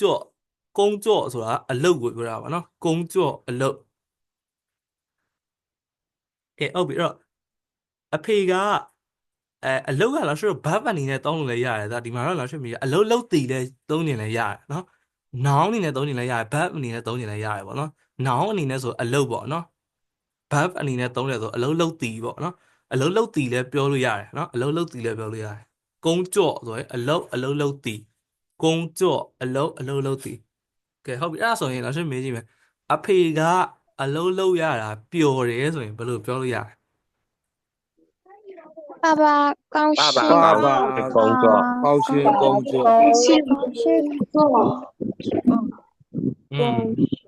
爸爸高兴工作ပေါ့နော်အဲ့မှာ老师ပြောတဲ့စာကြောင်းမှာဆိုရင်အဖေကအလုပ်လုပ်ရတာပျော်တယ်နော်အဲ့ subject ကဘာတူလဲဆိုရင်အဖေပေါ့နော်အဲ့စာကြောင်းတစ်ကြောင်းရဲ့အစမှာ subject တွေရှိတယ်အဲ့တော့အဖေဘသူကအလုပ်လုပ်ရတာပြောရဲဆိုအဖေကအလုပ်လုပ်ရပြောအဖေဆိုလို့ရှိရင်ပပလို့ပြောတယ်နော်ပပအဲ့တော့အဖေကအလုပ်လုပ်ရတာပျော်တယ်အဓိကစာအဲ့စာကြောင်းမဲ့အဓိက main verb ပေါ့နော် verb ကပျော်တယ်ဆိုတဲ့ verb အလုပ်လုပ်တာ main verb မဟုတ်ဘူးနော်အလုပ်လုပ်တာ main verb မဟုတ်အဖေကအလုပ်လုပ်ရတာပျော်တယ်ပျော်တယ်ဆိုတာက main verb ဖြစ်မှာပေါ့နော်အဲ့တော့ main verb မှာဆိုတော့ကောင်းရှင်းပေါ့နော်ပပကောင်းရှင်းအဖေကပျော်တယ်ဟုတ်ပြီအဲ့ဒါက subject နဲ့ verb နဲ့အဖေကပျော်တယ်အဖေပျော်တယ်ဆိုပပကောင်းရှင်းလေငါပြောတယ်ဆိုဝေါ်ကောင်းရှင်းပေါ့နင်းပြောနေရဆိုနီကောင်းရှင်းပေါ့နော်အဖေကပျော်တယ်ဟုတ်ပြီအဲ့တော့ဘာလုပ်ရတာပျော်တာလဲဆိုတာ object နေရာမှာထည့်ရမှာနော် object နေရာမှာဘာလုပ်ရတာပျော်လဲဆိုရင်အလုပ်လုပ်ရတာပျော်တယ်နော်အလုပ်လုပ်ရတာပျော်တယ်ဆိုရင်工作ပေါ့工作ဆိုတာအလုပ်လုပ်တယ်အဲ့တော့ပပကောင်းရှင်း工作ဆိုရင်အဖေကအလုပ်လုပ်ရတာပျော်တယ်အဲ့မှာဆိုတော့ဆိုတော့ရတာဆိုတာကဒီတရုတ်စာမှာစလုံးမရှိဘူးမြန်မာစာမှာသာနည်းနည်းရတာဆိုပြီးတော့ verb နဲ့ object ကိုတွဲပြီးလိုက်တဲ့ပုံစံမျိုးစလုံးစကားလေးသုံးလိုက်တာတရုတ်စာမှာအဲ့ရတာတို့ဒီတို့ကတို့အတွက်ကအဲ့ဒါ object မရှိဟိုစလုံးမရှိဘူးပေါ့နော်နောက်ရန်ဖို့အတွက်ကလည်းစလုံးကမရှိဘူးအဲ့ဒါနောက်ပိုင်း level မြင့်လာလို့ရှိရင်တော့တိလာလိမ့်မယ် grammar လေးနည်းနည်းသင်လာရင်တိလာလိမ့်မယ်ဒီမှာဆိုတော့ဆိုတော့အဖေကအလုံးလုံးရတာပျော်တယ်ရတာဆိုတဲ့စာလုံးကမရှိဘူးတရုတ်စလုံးမှာပေါ့နော်အဲ့ဒါဆိုတော့ sentence structure စာကြောင်းတွေ word order အလိုက်ပေါ့နော်စလုံးထားတူပုံအလိုက်သူကဘာသာပြန်သွားမှာအဖေကအလုံးလုံးရတာအလုံးလုံးရတာက object နေရာရောက်သွားတာပြီးတော့ပျော်တယ်ဆိုတာ verb နေရာပါပေါ့နော်အဖေကအလုံးလုံးဒီဟာလောက်ဆိုတော့ပပကုန်းကြောကောင်းရှင်းလို့သွားပြောလို့မရအောင်ပပကုန်းကြောကောင်းရှင်းဆိုရင်ကုန်းကြောက main verb နေရာမှာရောက်သွားမှာအဲ့တော့အဖေကပျော်ရွှင်တယ်အလုံးလုံးတာပေါ့နော်အဖေကအလုံးလုံးတာပျော်ရွှင်တယ်မြန်မာလိုဘာပြန်တော့ပြန်လို့ရတယ်ဒါပေမဲ့အဲ့လိုတော့ထားလို့တော့မရဘူးပေါ့နော်ဒီလိုမျိုးထားရတယ်ပပကောင်းရှင်းကုန်းကြောပေါ့နော်အဖေကအလုံးလုံးရတာပျော်တယ်ဟာအဖေကအလုံးလုံးရတာပျော်တယ်ဟုတ်ပြီအဲ့ဒါဆိုငါအလုံးလုံးရတာပျော်တယ်ဆိုရင်ဘယ်လိုပြောမလဲငါအလုံးလုံးရတာပျော်တယ်我刚学工作，我高兴工作ဟုတ်တယ်အဓိကအဲ့ဒီစာကြောင်းမှာ main verb ကပျော်တယ်ဆိုတဲ့ဟာလေးအဲ့တော့เรา说 verb နေရာမှာထည့်ရမှာ我高兴工作ပေါ့နော်ငါအလုပ်လုပ်တာပျော်တယ်ငါအလုပ်လုပ်ရတာပျော်တယ်ငါအလုပ်လုပ်တာပျော်တယ်နော်ကောင်းရှင်းဆိုတာပျော်ရွှင်တယ်ဆိုတဲ့အဓိပ္ပာယ်ပေါ့နော်ကောင်းရှင်းဆိုတာပျော်ရွှင်တယ်ကုန်းကြောဆိုတာအလုပ်ပေါ့နော်ကုန်းကြောအလုပ်လုပ်တည်လည်းရတယ်ငါအလုပ်လုပ်နေတယ်ငါအလုပ်လုပ်တယ်ပေါ့နော်我工作ပေါ့နော်我工作အဖေကအလုပ်လုပ်တယ်爸爸工作အမေအလုပ်လုပ်ဆို妈妈工作ပေါ့နော်အလုပ်လုပ်တယ်ဆို工作နောက်呵ဆိုတာတောက်တီဆိုတဲ့အဓိပ္ပာယ်呵呵呵 H ကကြတော့呵လို့ဆိုတာနဲ့ E ကကြတော့呵呵呵တဲ့တန်နဲ့ဆိုတာ呵呵呵ဆိုတာတောက်တီဆိုတဲ့အဓိပ္ပာယ်နော်呵ဆိုတာတောက်တီကဲဟုတ်ပြီအဲ့တော့လက်ဖေးရတောက်တယ်ဆိုရင်ဘယ်လိုပြောမလဲလက်ဖေးရတောက်တယ်ဆိုရင် 喝茶，喝茶，茶ဟုတ်တယ်喝茶နော်ဟုတ်တယ်老师မြန်မာစာမှာကျတော့လက်ဖေးတောက်တယ်လို့ပြောတာ老师မိခင်ဘာသာစကားပေါ့မိခင်ဘာသာစကားမြန်မာစကားမှာကျတော့喝茶လို့ပြောတာလက်ဖေးတောက်တယ်လို့ပြောတာပေါ့နော်ဒါပေမဲ့တရုတ်စာမှာကျတော့တောက်တယ်လက်ဖေးလို့ပြောရတယ်ဘတ်ကိုအရင်ပြောရတယ်ပေါ့နော်တောက်တယ်လက်ဖေးဥပမာလက်ဖေးတောက်တယ်ဆို老师茶喝ဖြစ်သွားလိမ့်မယ်နော်မြန်မာစာအတိုင်းပြောမယ်ဆိုရင်茶喝ဖြစ်သွားတယ်茶喝ဆိုရင်အဓိပ္ပာယ်ကဘယ်လိုဖြစ်သွားမလဲဆိုတော့茶ကကျတော့ subject နေရာသွားရောက်သွားမှာ茶喝ဆိုရင်လေလက်ဖေးကြီးကတောက်တယ်လက်ဖေးကဘာကိုတောက်တာလဲဆိုတဲ့ပုံစံမျိုးဖြစ်သွားမှာ茶喝ဆိုလို့ရှိရင်သူကမှားနေတယ်ပေါ့နော်အဲ့တော့茶က subject နေရာဖြစ်သွားမှာလက်ဖေးကြီးကတောက်တယ်လက်ဖေးကြီးကတောက်တယ်ဆိုလက်ဖေးကြီးကပြုလုပ်သူကြီးဖြစ်သွားလိမ့်မယ်အမှန်တကယ်လက်ဖေးကြီးကပြုလုပ်သူမဟုတ်လေလက်ဖေးကြီးကတောက်ချင်းကိုခံရတဲ့သူအဲ့တော့老师တို့က喝ရဲ့အနောက်မှာ verb ရဲ့အနောက်မှာထည့်ပေးရမှာ喝茶ပေါ့နော်喝茶ဆိုရင်လက်ဖေးကြီးတောက်တယ်ဆိုတဲ့အဓိပ္ပာယ်သူကတရုတ်နဲ့မြန်မာအဲ့လိုပြောင်းပြန်သွားတယ်မြန်မာမှာကျတော့ဥမာစားတယ်ထမင်းစားတယ်မာလာရှန်ကိုတောက်တယ်အေးတောက်တယ်လက်ဖေးရည်တောက်တယ်ကော်ဖီပေါ့နော်ကြည့်တယ်တီးပြီးအဲ့လိုမျိုးပြောရတယ်တီးပြီးကြည့်တယ်လို့ပြောလို့မရဘူးကြည့်တယ်တီးပြီးသွားတယ်စူးလေသွားတယ်လို့ပြောလို့မရဘူးသွားတယ်ဘတ်ဘူးအရင်ပြောရတယ်ပေါ့နော်ပြီးတော့မှနောက်က object ထည့်ရတယ်ဟဲချာဆိုလက်ဖေးတောက်တယ်ကဲဟုတ်ပြီလက်ဖေးတောက်တယ်ဆိုဟဲချာပေါ့နော်ကဲဟုတ်ပြီအဲ့ဒါလက်ဖေးရည်တောက်တဲ့ခွက်ဆိုရင်ဘယ်လိုပြောလို့ရလဲလက်ဖေးတောက်တဲ့ခွက်ဆိုချာပိန်းစေအဲ့ဒါပြောပြပါရနော်အဖေကလက်ဖေးတောက်ရတာကြိုက်တယ်ဆိုရင်ဘယ်လိုပြောလို့ရအဖေကလက်ဖေးတောက်ရတာကြိုက်တယ်爸爸爱爸爸爱爸爸喝茶，喝茶，爸爸爱ပေါ့နော်爸爸爱喝茶，爸爸爱ဆိုရင်爸爸ဆိုတာ subject ပေါ့အဖေက subject 爱ဆိုတာ verb အဖေကကြိုက်တယ်ဘာကိုကြိုက်တာလဲဆိုရင်လက်ဖေးတောက်တာကိုကြိုက်တာလက်ဖေးတောက်တာဆိုရင်喝茶ပေါ့နော်喝茶ဆိုရင်လက်ဖေးတောက်တာနော်အဖေကလက်ဖေးတောက်တာကြိုက်တယ်ပေါ့နော်爸爸爱喝茶အဖေကလက်ဖေးတောက်တာကြိုက်တယ်喝ဆိုတာတောက်တည်ဆိုတဲ့အဓိပ္ပာယ်နော်喝茶爸爸爱喝茶အဖေလက်ဖေးတောက်တာကြိုက်တယ်အဖေကလက်ဖေးတောက်တာကိုကြိုက်တယ်ကဲနောက်တစ်ခု汉语汉语汉语ဒီမှာ汉ဆိုလို့ရှိရင် G မပါဘူးသလား AN ပဲ ANG မဟုတ်G မပါဘူးဆိုလို့ရှိရင်ရှာရှေ့လေးနည်းနည်းပို့ပြီးတော့ဆို G ပါတယ်ဆိုရှာရောနည်းနည်းအနောက်ကိုပို့ပြီးတော့ဆိုပြီးတော့ AN လို့ EN လို့တော့ဗဇက်ကအရန်ဟစရာမလိုနည်းနည်းလေးပဲအရန်ပိတ်ပြီးတော့လဲဆိုလို့မရဘူးလေနည်းနည်းလေးတော့ဟာပါနော်ဗဇက်ကြီးပိတ်ပြီးတော့အတန်ထွက်လို့မရဘူးလေအဲ့တော့ဗဇက်လေးနည်းနည်းလေးဟာရုံပဲဟာAN လို့ EN လို့ကြတော့ဒါပေမဲ့ ANG တို့ ENG တို့ကကျတော့ဗဇက်ကိုနည်းနည်းကြဲကြဲဟာရတယ်သူကဗဇက်ကိုဟာလေးမှန်လေးပဲဒီမှာလောက်ဆိုတော့ G မပါဘူးG မပါတဲ့ခါကျတော့ဗဇက်ကိုဖြည်းဖြည်းနည်းနည်းလေးပဲဟာပါနော်ဟာပြီးတော့ရှာလေးကိုအရှိပို့ပြီးတော့ဆိုရတယ်အဲ့ဒါG မပါဘူးဆိုရင်နော်သူကချမ်းပီရင်လို့ခေါ်တယ် G ပါလို့ရှိရင်ရှာကိုနည်းနည်းနောက်ပို့ပြီးဆိုအဲ့ဒါ G ပါနဲ့မပါနဲ့ခွဲတဲ့ပုံစံချို့တွေကကျတော့မခွဲတတ်လို့ AN နဲ့ AN နဲ့ AN ကပါကွာလေ EN နဲ့ EN ကပါကွာလေအဲ့လိုမသိလို့ပေါ့နော်ဒီမှာ AN ကကျတော့G မပါဘူးသူချမ်းပီရင်လို့ခေါ်တယ်ရှာလေးကိုအရှိပို့ပြီးတော့ဆိုတာဟအန်ဟတ်ဟမ်ဆိုတဲ့အတန်ထွက်တဲ့အချိန်မှာရှာကိုအပေါ်သွားရဲ့အနောက်နားလေးသွားထိလိုက်မထိလည်းရတယ်ဂပ်လေးနည်းနည်းချားလိုက်လည်းရတယ်လီဟာနယ်လေးတစ်ခုပေါ့နော်မထိပဲဆိုချင်လည်းရတယ်အဲ့ဒါအဲ့လိုမျိုးပါဇက်ရဲ့အသွားလားရှာရဲ့အသွားလားနှာခေါင်းရဲ့အသွားလားလေချောင်းရဲ့အသွားလားပေါ့အတန်ထွက်တဲ့ခါမှာအဲ့ဒါလေးနည်းနည်းဂီယူဆိုင်တက်လို့ရှိရင်လုံးဝ native လေတန်ပေါက်တယ်ပေါ့နော်ဟိုဘယ်လိုပြောရမလဲငပိတန်ပေါ့ဟလာမြန်မာမှာပြောကြတယ်လေနေပြောနေတဲ့စကားငပိတန်ပေါက်တယ်လို့ပါလေအဲ့လိုမပေါက်ဘူးပေါ့နော်အဲ့ဒီတေချာအတန်ထွက်တဲ့ဟာအဲ့အတန်ထွက်တဲ့ထွက်ပုံထွက်နည်းက HSK 1 2လောက်ရောက်ရင်တော့သင်ရပါလိမ့်မယ်လောလောဆယ်တော့ဒါတော့ရှေ့ကအကြမ်းမြင်ပြောပြထားတာအရင်မမှတ်လဲရတယ်ပေါ့နော်ဟိုဒီမှာဟန်ဆိုလို့ရှိရင်ရှာအောင်နည်းရှေ့ပို့ပြီးဆိုတာဟန်ယူနောက်ကယူနော်ယူကကျန်းရှင်းရင်ကျဲရယူ Y ကိုယူနဆက်အတန်ထွက်တယ်ယူဟန်ယူဟန်ယူရေးယူလို့ဖတ်ချင်လဲရတော့ရဒါပေမဲ့တူနေတဲ့ခါကျတော့လောရှေ့မဖတ်တော့လေယူဟန်ယူ和安汉နော်和安汉语汉语汉语ဆိုတာတရုတ်ဘာသာစကားလို့ပြောတာ汉语ဆိုတာတရုတ်စာပေါ့နော်တရုတ်စာကိုပြောတာ汉语တရုတ်စာဆိုရင်汉语ပေါ့နော်တရုတ်ဘာသာစကားဆို汉语ကဲဟုတ်ပြီအဲ့တော့ဒီဟာလဲ老师ဟိုတစ်ခါလေကြားလို့ရှိရင်လေမိခင်ဘာသာစကားနဲ့စာမတင်နေတဲ့ဟာနဲ့ကသွားပြီးတော့ကွန်ဆက်လေးမိရပို့ကောင်းတယ်သွားပြီးချိတ်ဆက်တတ်ရတယ်ပေါ့နော်အပြင်မှာထားပါတော့老师ငါတရုတ်ဘာသာစကားတင်နေတယ်လို့တိတ်မပြောဘူးလေအပြင်မှာငါတရုတ်ဘာသာစကားတင်နေလို့မပြောငါတရုတ်စာတင်နေတယ်လို့ပဲပြောတယ်စာလို့ပဲပြောတာပေါ့တရုတ်ဘာသာစကားလို့အပြင်မှာတိတ်မပြောဘူးဘယ်သူမှငါတရုတ်စာတင်နေငါဂျပန်စာတင်နေငါကိုရီးယားစာတင်နေငါထိုင်းစာတင်နေထားစာလို့ပဲပြောတာနော်တရုတ်စာဆိုလဲဒီဟန်ယူပဲနော်တရုတ်စာဆိုလဲဟန်ယူတရုတ်ဘာသာစကားဆိုလဲဟန်ယူပဲဟုတ်ဒါလားဆိုစာစကားအနေနဲ့ရေးတာမလို့အပြင်မှာပြောစကားကြတော့အဲ့လိုပြင်ပလက်တွေ့မှာအဲ့လိုမပြောသေးတရုတ်စာကိုရီးယားစာဂျပန်စာလို့ပဲပြောကြတာပေါ့နော်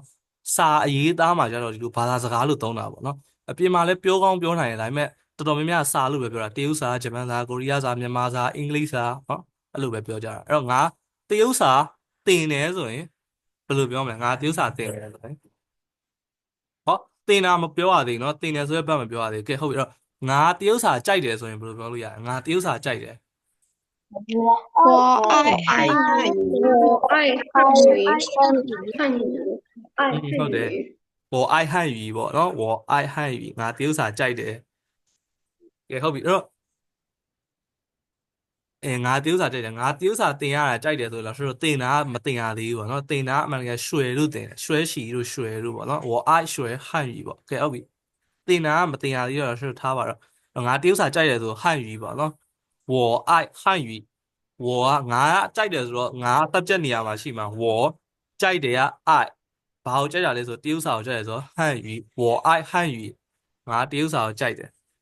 ကဲဟုတ်ပြီနောက်တစ်ခုကြားနောက်တစ်ခုဒီဟာကိုကြားလို့ဆိုထွက်တယ်နော်ကြားလို့ချင်းသေးလို့ဟုတ်လားကြားကြီးအားကြားဂျီကိုကြတော့ဂျီလို့ဆိုထွက်တယ်အာရကြတော့ရီအေကကြတော့အာကြီးအားကြား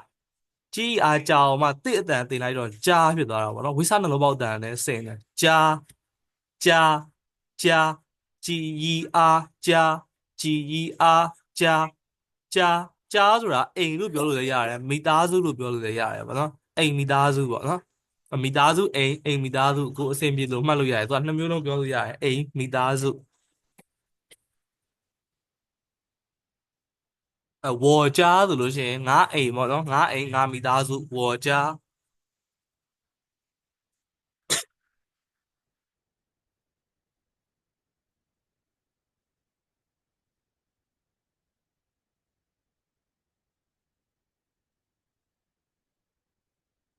နော်ကြားဆိုတာအိမ်မိသားစုကိုပြောတာကဲနောက်တစ်ခုကြောက်လို့အတန်ထွက်တယ်နော်ကြီးရီအောက်ကြောက်ကြီးရီအောက်ကြောက်အောက်အောက်အဲ့လိုသွားတာသူကလေးတန်ဆိုတော့အောက်ပေါ့ကြီးရီအောက်ကြောက်ကြီးရီအောက်ကြောက်နော်ကြောက်ဆိုတာခေါ်သည်အော်ခေါ်သည်မှားသည်ပေါ့နော်အဓိပ္ပာယ်ကြီးအများမှားသည်ဆိုတာဥပမာလားဆိုတော့ဟင်းနေပါလေမှားလို့ရှိရင်ဒီကြောက်နဲ့ပြောလို့ရတာပေါ့နော်ကြောက်ဆိုတာပြီးတော့တစ်ခုခုကိုတစ်ခုဥပမာတယောက်ကိုတစ်ခုခုလုပ်ဖို့မှားတာပေါ့အဲ့ဒါဆိုလဲကြောက်လို့ပြောလို့ရတယ်အဲ့ဒါ HK2 ရောက်ရင်သင်ရလိမ့်မယ်ကြောက်ဆိုချင်းတို့ run လို့ပေါ့နော် HK2 ရဲ့ grammar မှာတော့ပါတယ်မှားသည်အနေနဲ့သုံးချင်လို့ရှိရင်ခိုင်းတဲ့အနေနဲ့သုံးချင်လည်းရတာပေါ့နော်ခိုင်းတဲ့အနေနဲ့သုံးချင်လည်းရတယ်လောလောဆယ်တော့ဒီ basic မှာတော့အများကြီးမမှတ်နဲ့တော့ဒီသုံးခုတော့မှတ်ထားပါတော့ခေါ်သည်အော်ခေါ်သည်မှားသည်ပေါ့ခေါ်သည်ဆိုတာဥပမာလို့ဆိုနာမည်တွေခေါ်လို့ရှိရင်သုံးတယ်ငါနာမည်ကတော့ဘယ်လိုခေါ်ပါရဲပေါ့နော်ဥပမာငါနာမည်ကမောင်မောင်လို့ခေါ်ရဆိုဝေါ်ကြောက်မောင်မောင်ပေါ့နော်အဲ့လိုမျိုးသုံးတယ်ဝေါ်ကြောက်မောင်မောင်အဓိပ္ပာယ်က my name is ဆိုတဲ့အဓိပ္ပာယ်အင်္ဂလိပ်မှာဆိုလို့ရှိရင် my name is ဆိုတဲ့အဓိပ္ပာယ်ပေါ့နော်ဝေါ်ကြောက်နီကြောက်ထားကြောက်ပပါကြောက်ပေါ့နော်အဖေကငါ့ကိုခေါ်တယ်ဆိုလို့ရှိရင်ပပါကြောက်ဝေါ်ပေါ့နော်ပပါကြောက်ဝေါ်အဖေကငါ့ကိုခေါ်တယ်ငါနင်းကိုခေါ်တယ်ဆိုရင်ဝေါ်ကြောက်နီပေါ့နော်ဝေါ်ကြောက်နီခေါ်သည်နော်အော်ခေါ်တယ်လည်းသုံးလို့ရတယ်ပေါ့နော်အော်ခေါ်တယ်ပြီးတော့မှားတယ်လည်းသုံးလို့ရတယ်နော်ကြောက်ဆိုတာခုနက老师ပြောဆိုနာမည်တွေမိတ်ဆက်တဲ့ခါမှာလည်းကြောက်လို့သုံးလို့ရတယ်ဝေါ်ကြောက်ဘသူပေါ့နော်ဝေါ်ကြောက်တရားရပေါ့我叫手心长我叫什么什么突突ပေါ့နော်我叫突突ဆိုပြီးပြောလို့ရတယ်我叫ဆိုတဲ့代表 my name is ဆိုတဲ့代表ပေါ့他叫ဆိုလို့ရှိရင်his name is to her name is to အဲ့လိုပြောလို့ရတယ်他叫你叫ဆိုရင် your name is ပေါ့你叫ကြောက်ဆိုတာခေါ်သည်ပေါ့နော်ဝေါ်ကြောက်ဘသူဆိုရင်ငါနာမည်ကဘသူဖြစ်ပါလဲဆိုပြီးတော့မိတ်ဆက်တာပေါ့နော်ဝေါ်ကြောက်အဲဒီမှာဝေါ်ကြောက်သင်းနုစီးစာဆိုဝေါ်ကြောက်သင်းနုစီးစာပေါ့နော်ကိုယ်နာမည်မိတ်ဆက်မယ်ဆိုဝေါ်ကြောက်ဆိုပြီးတော့မိတ်ဆက်ရတယ်နော်ကဲနောက်ခိုင်းဆိုတာဖွင့်သည်စသည်ပေါ့နော်ခိုင်းခေါ်အိုင်းခိုင်းခေါ်အိုင်းခိုင်းနောက်ကစလုံးကတစ်တန်နဲ့ထွက်တယ်အိုင်းအိုင်းအိုင်းအိုင်းအဲ့အတန်၄ခုကနေလာတာပေါ့အိုင်းဆိုတာခေါ်အိုင်းခိုင်းဆိုတာဖွင့်သည်စသည်ခေါ်အိုင်းခိုင်းခေါ်အိုင်းခိုင်းခေါ်အိုင်းခိုင်းခိုင်းဆိုတာဖွင့်သည်အနေနဲ့သုံးရင်လည်းရတယ်စသည်အနေနဲ့သုံးရင်လည်းရတယ်သူကသူ့ရဲ့အနောက်မှာလိုက်တဲ့ object ပေါ်မူတည်ပြီးတော့ဘာသာပြန်ရတာသူ့ရဲ့နောက်မှာသူက verb အနေနဲ့သုံးတာလေသူ့ရဲ့နောက်မှာလိုက်တဲ့ object ကိုကြည့်ပြီးတော့老师ကစီလျော်ဘာသာပြန်ရတာဥပမာခိုင်း电视ဆိုရင် TV ဖွင့်တယ်လို့ဘာသာပြန်ရတယ် TV စတယ်လို့ဘာသာပြန်လို့မရဘူးเนาะ TV ဖွင့်တယ်ခိုင်း电视开电脑ဆိုရင်ကွန်ပျူတာဖွင့်တယ်ပေါ့开电脑ကွန်ပျူတာဖွင့်တယ်开电视 TV ဖွင့်တယ်เนาะတကယ်လို့老师တို့ခိုင်းရဲ့အနောက်မှာကုန်းကြော့ထည့်လိုက်လို့ရှိရင်အလုတ်စအလုတ်ပဲเนาะအလုတ်စရတယ်ဆိုတဲ့အဓိပ္ပာယ်ကိုပြောချင်တာသူကသူ့ရဲ့နောက်မှာလိုက်တဲ့ဥပမာခိုင်း会议会议ဆိုအစည်းအဝေးကိုပြောချင်တာခိုင်း会议ဆိုအစည်းအဝေးပွဲစရတယ်ပေါ့เนาะအဲ့လိုပွဲတွေဘာညာတစ်ခုခုဆိုစရတယ်ပေါ့เนาะသူ့ရဲ့နောက်မှာလိုက်တဲ့ object ပေါ်မူတည်ပြီးတော့ဒါ老师တို့ဘာသာပြန်ရမှာခန့်လို့ပါဆိုလဲအဲ့လိုပဲလေခန့်ဆိုလို့ရှိရင်ကြည်တီတစ်မျိုးတည်းဘာသာပြန်လို့တော့မရအောင်ဖတ်တီလို့ဘာသာပြန်လို့ရအောင်ဥပမာသူ့ရဲ့အနောက်မှာစာအုပ်တို့သတင်းစာတို့ဝတ္ထုတို့ပေါ့နော်အဲ့လိုတွေပါလာလို့ရှိရင်ဖတ်တီလို့ဘာသာပြန်ရတယ်သတင်းစာကြည့်တယ်လို့ပြောချင်လဲရတော့ရပါတယ်သတင်းစာဖတ်တယ်ပေါ့နော်TV လို့ဘာလို့ပါလာပြန်လို့ရှိရင်ပြလာလို့ရှိရင်တော့ TV ကြည့်တယ်ပေါ့နော်ခန်းတရားရှိဆို TV ကြည့်တယ်ခန်းတရားနောက်ဆိုကွန်ပျူတာကြည့်တယ်ပေါ့နော်ဒီမှာဆိုခိုင်းဆိုရင်ဖွင့်သည်စသည်ပေါ့နော်ဥပမာခိုင်းမှန်ဆိုတာတကားကိုပြောတာခိုင်းမှန်ဆိုလို့ရှိရင်တကားဖွင့်တယ်လို့ဘာသာပြန်ရတယ်တကားစတယ်လို့ဘာသာပြန်လို့မရအောင်တကားဖွင့်တယ်ပေါ့နော်ခိုင်းဆိုတာဖွင့်သည်ပေါ့နော်ဒီမှာဘာလို့မောင်းတီနေလဲဘာပြန်လို့ရသူရဲ့အနောက်မှာလိုက်တဲ့ object ပုံမူတည်ပြီးတော့ဘာသာပြန်ရတာဥပမာခိုင်းချေခိုင်းကခုနကစလုံးပဲเนาะခိုင်းမယ်နောက်ကချေချေချေချေဆိုတာကားကိုပြောတာခိုင်းချေဆိုလို့ရှိရင်ကားဖွင့်တယ်လို့ဘာပြန်လို့လည်းမရအောင်ကားစတယ်လို့ဘာပြန်လို့လည်းမရအောင်ပေါ့နော်အဲ့တော့ကားမောင်းတယ်လို့ဘာပြန်ရတယ်အဲ့တော့ဒီနေရာမှာခိုင်းရကြတော့မောင်းတယ်ဆိုတဲ့အဓိပ္ပာယ်သွားဖြစ်တာပေါ့နော်နောက်စလုံးရှိတယ်ပွင့်တယ်ဆိုတဲ့အဓိပ္ပာယ်လည်းဘာပြန်လို့ရတယ်ပွင့်တယ်ဆိုတာဟုတ်လို့ပွင့်သွားတာပြောတာမဟုတ်နော်ပန်းပွင့်တာလို့ဘာလို့လဲပန်းပွင့်တယ်ဆိုလို့ရှိရင်ခိုင်းဖွာလို့ပြောတယ်ခိုင်းဖွာခေဝါဖွာခိုင်းဖွာခိုင်းဖွာဆိုရင်ပန်းပွင့်တယ်ဆိုတဲ့အဓိပ္ပာယ်အဲ့မှာကျတော့အနောက်ကပွားဆိုတဲ့ပန်းပေါ့ပန်းဆိုတဲ့စလုံးပါလာတဲ့ခါကျတော့ဆိုတော့ပန်းပွင့်တယ်ပန်းစတယ်ပန်းမောင်းတယ်လို့ဘာပြန်လို့မရတော့ပန်းပွင့်တယ်ဆိုတဲ့အဓိပ္ပာယ်ဖြစ်သွားမှာပေါ့နော်ပန်းပွင့်တယ်သူ့နောက်မှာလိုက်တဲ့ object ပေါ်မူတည်ပြီးတော့ဒါတော့ဆိုတော့စီလျော်ဘာပြန်ရဟိုဒီလို meaning တွေကျတော့ပုံသေးတစ်ခုလည်းမှတ်ထားလို့မရအောင်အဓိပ္ပာယ်စီလျော်ဘာပြန်ရတာမျိုးရှိတယ်ပေါ့နော်ခိုင်းချဆိုကားမောင်းသည်ဆိုတဲ့အဓိပ္ပာယ်နော်ခိုင်းဆိုတာမောင်းသည်ချဆိုတာကားခိုင်းချဆိုရင်ကားမောင်းသည်ကားကိုတရုတ်လိုချလို့အတန်ထွက်တယ်နော်ချချ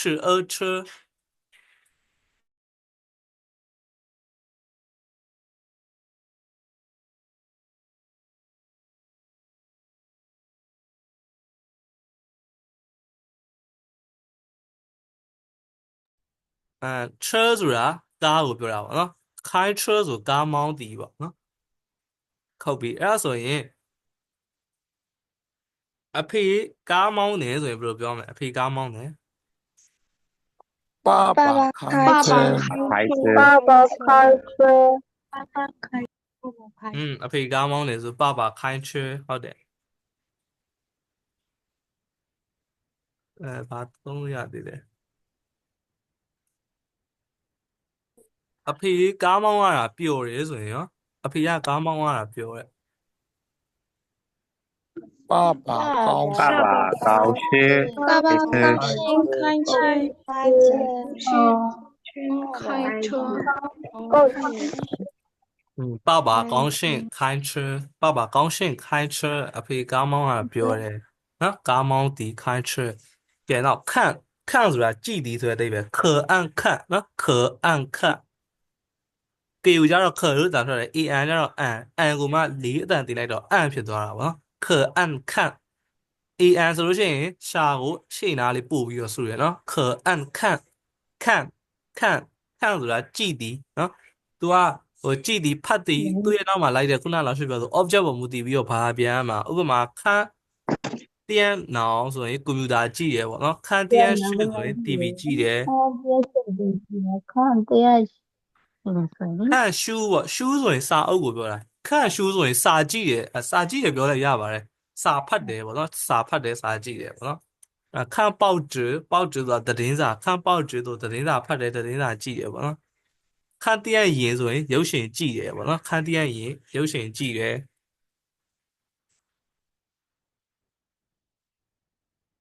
ကဲခန့်ဆိုတာကြည့်တယ်ပေါ့နော်နောက်ခန့်ကြန့်ဆိုတာမြင်တယ်တွေ့တယ်ဆိုတဲ့အဓိပ္ပာယ်ပေါ့နော်ခန့်ကြန့်ဆိုရင်မြင်တယ်တွေ့တယ်မြင်တွေ့တယ်လို့ဘာသာပြန်လို့ရမြင်တယ်တွေ့တယ်မြင်တွေ့တယ်ကြန့်ဆိုတာကြိုက်ကြန့်လေကြိုက်ကြန့်ဆိုတာကြားဘူးလားမသိနှုတ်ဆက်တာ goodbye ဆိုရင်နှုတ်ဆက်တာကြိုက်ကြန့်ဆိုရင်နှုတ်ဆက်တာပေါ့နော် see you later see you soon ဆိုတဲ့အဓိပ္ပာယ်ကြိုက်ကြန့်ဆိုတာနောက်မှတွေ့မယ်အဲ့လိုအဓိပ္ပာယ်ကြိုက်ဆိုတာနောက်မှကြန့်ဆိုတာတွေ့မယ်ကြိုက်ကြန့်နောက်မှတွေ့မယ်ကြန့်ဆိုတာတွေ့တာကိုပြောချင်တာမြင်တယ်တွေ့တယ်ပေါ့နော်မြင်တွေ့တယ်ခန့်ကြန့်ကြန့်ကဒီနေရာမှာဆိုပိုးရွေအနေနဲ့သုံးထားတာဒါကြီးကဟိုlevel မြင့်လာလို့ရှိရင် grammar လေးရသင်ရလိုက်မယ်လောလောဆယ်တော့မမှတ်နဲ့ပေါ့နော်ဒီ meaning တွေပဲရအောင်မှောက်ခန့်ကြန့်ကြည့်လိုက်တာနဲ့တွေ့တယ်နော်ခန့်ကြန့်မြင်တယ်တွေ့တယ်ခန့်ကြန့်ကြည်ရီအန်ကြန့်ဒီစလုံးကကြည်ရီအန်ကြန့်လို့ပြောထားတယ်နော်ကြည်ရီအန်ကြန့်ကြည်ရီအန်ကြန့်ကြည်အန်ကြန့်ခန့်ကြန့်ကြန့်စလုံးတွေဖတ်တဲ့အခါမှာအတန်သုံးလေးတွေ use ဆိုင်ပြီးတော့ဖတ်မယ်နော်ခန့်ကြန့်ဆိုရင်မြင်တယ်တွေ့တယ်ပေါ့နော်နောက် line line ငါနင့်ကိုမြင်လိုက်တယ်ဆိုရင်ဘယ်လိုပြောလို့ရလဲငါနင့်ကိုမြင်တယ်ဆိုရင်我看见你，我看见你，我看见你你ဆိုလို့ရှိရင်你လို့ပြောတာပေါ့我看见你ဟုတ်တယ်我看见你ဒီ你ပေါ့နော်我看见你ဆိုရင်ငါနင့်ကိုမြင်လိုက်တယ်我看见你နော်အဖေငါ့ကိုမြင်လိုက်တယ်ဆိုရင်ရော爸爸看见爸爸看见我，爸爸看见我အဖေငါ့ကိုမြင်လိုက်တယ်爸爸看见我နော်အဲ့လိုမျိုးကဲနောက်来来ဆိုတာလာသည်ပေါ့နော်လာသည်ရောက်သည်နောက်တစ်ခုဆိုတာလားဆိုတော့ဟင်းနေပါမှာလို့ရှိရင်လိုင်းဆိုပြီးတော့မှာလိုင်းဆိုတာနောက်တစ်ပွဲ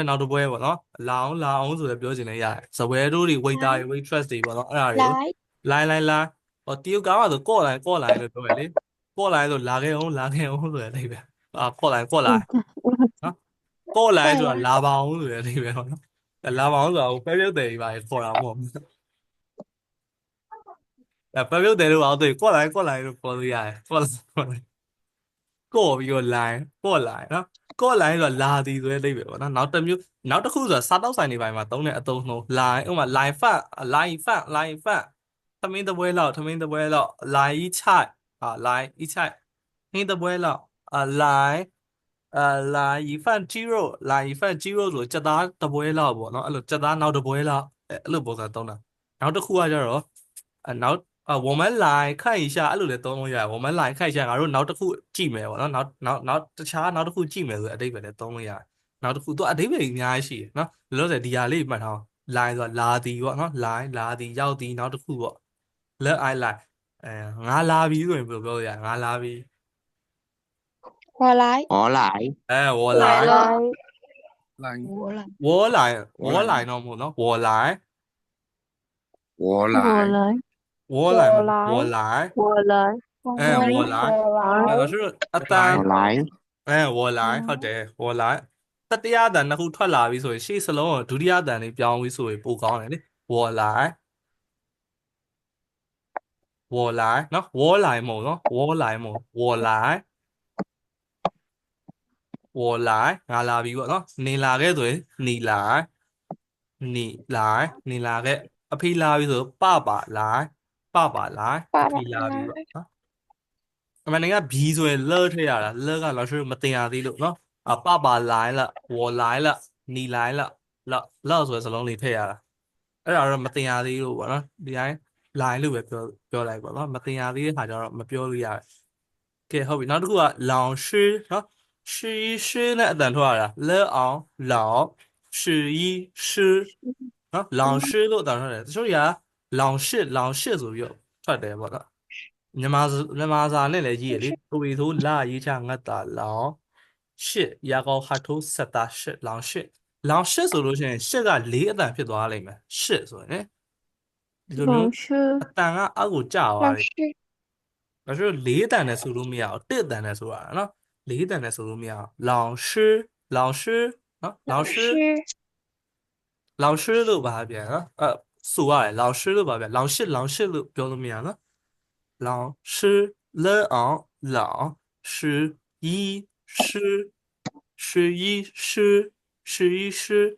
လောင်ရှိနော်အဲ့လိုဆိုရနော်လောင်ရှိလို့ပြောလို့မရအောင်လောင်ရှိဆိုရင်တခြားအဓိပ္ပာယ်ဖြစ်သွားမှာလောင်ရှိဆိုတာဆရာမကိုပြောချင်တာပေါ့နော်လောင်ရှိဆရာမ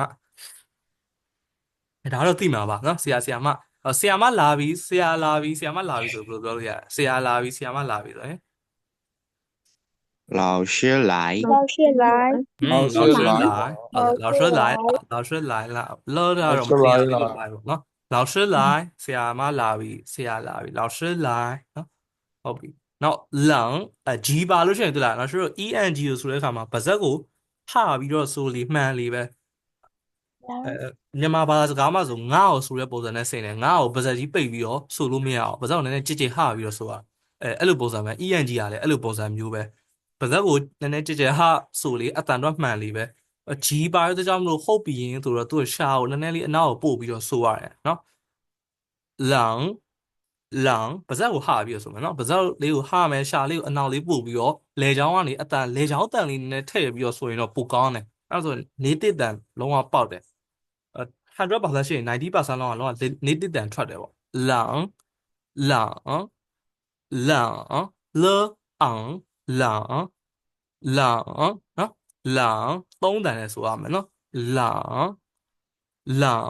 န်ဆိုတာအေးသောဆိုတဲ့အဓိပ္ပာယ်ပေါ့နော်လန်အေးသောသူကကျတော့ယာဒီဥတုတွေမှာသုံးတာတော့များယာဒီဥတုပူတယ်ယာဒီဥတုအေးတယ်ပေါ့နော်天气太冷了天气很冷အဲ့လိုယာဒီဥတုအေးတာပူအေးတာကိုပြောတဲ့အခါမျိုးမှာသုံးတာပေါ့နော်လန်လို့ဘာသာပြန်တယ်နော်အတန်ထွက်တယ်နော်လန်အေးရဆိုရင်လန်ပါစက်ကိုနည်းဟပြီးဆိုနော်လန်အေးတော့ကဲနောက်တစ်ခုမာမနော်ဒီမှာမာအရှိကစလုံးမှာတစ်အတန်ပါတယ်အတန်3လေးပါတယ်နောက်ကစလုံးမှာအတန်3မပါသူ့ကိုဖတ်တဲ့အခါမှာမာလို့ဖတ်ရတယ်နော်မမားလို့ဖတ်ရင်မှားနေရမမှန်ဘူးပေါ့နော်အတိအကျမမှန်ဘူးမာလို့ဖတ်ရတယ်နော်မမားဆိုရင်ခောက်ဆွဲပြုတ်ဖြစ်သွားလိမ့်မယ်မမားခောက်ဆွဲပြုတ်ဖြစ်သွားလိမ့်မယ်နော်မာလို့ထွက်ရတယ်မောအားမာဆိုရင်အမေဆိုတဲ့အဓိပ္ပာယ်ပြောတာနော်မေဆိုလဲမာပဲမေကြီးဆိုလဲမာပဲနော်အမေဆိုရင်မာကဲဟုတ်ပြီအဖေဆိုရင်ပပေါ့နော်အမေနဲ့အဖေဆိုရင်မာပမာလို့ပြောရင်လည်းရတယ်ပမာအဲ့ဆိုရင်အမေအဖေကိုပြောတာပေါ့နော်ပမာပလို့တော့မပြောတော်တော်များပမာလို့ပဲပြောတယ်ပေါ့နော်ပမာဆိုရင်အဖေအမေပြောတာပေါ့နော်ပမာ我的爸妈လို့ပါသုံးလို့ရတယ်我的爸妈ငါရဲ့အဖေနဲ့အမေ我的爸妈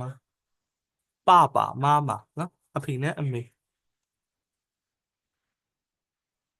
ကဲဟုတ်ပြီအဲ့ဆိုရင်အမေက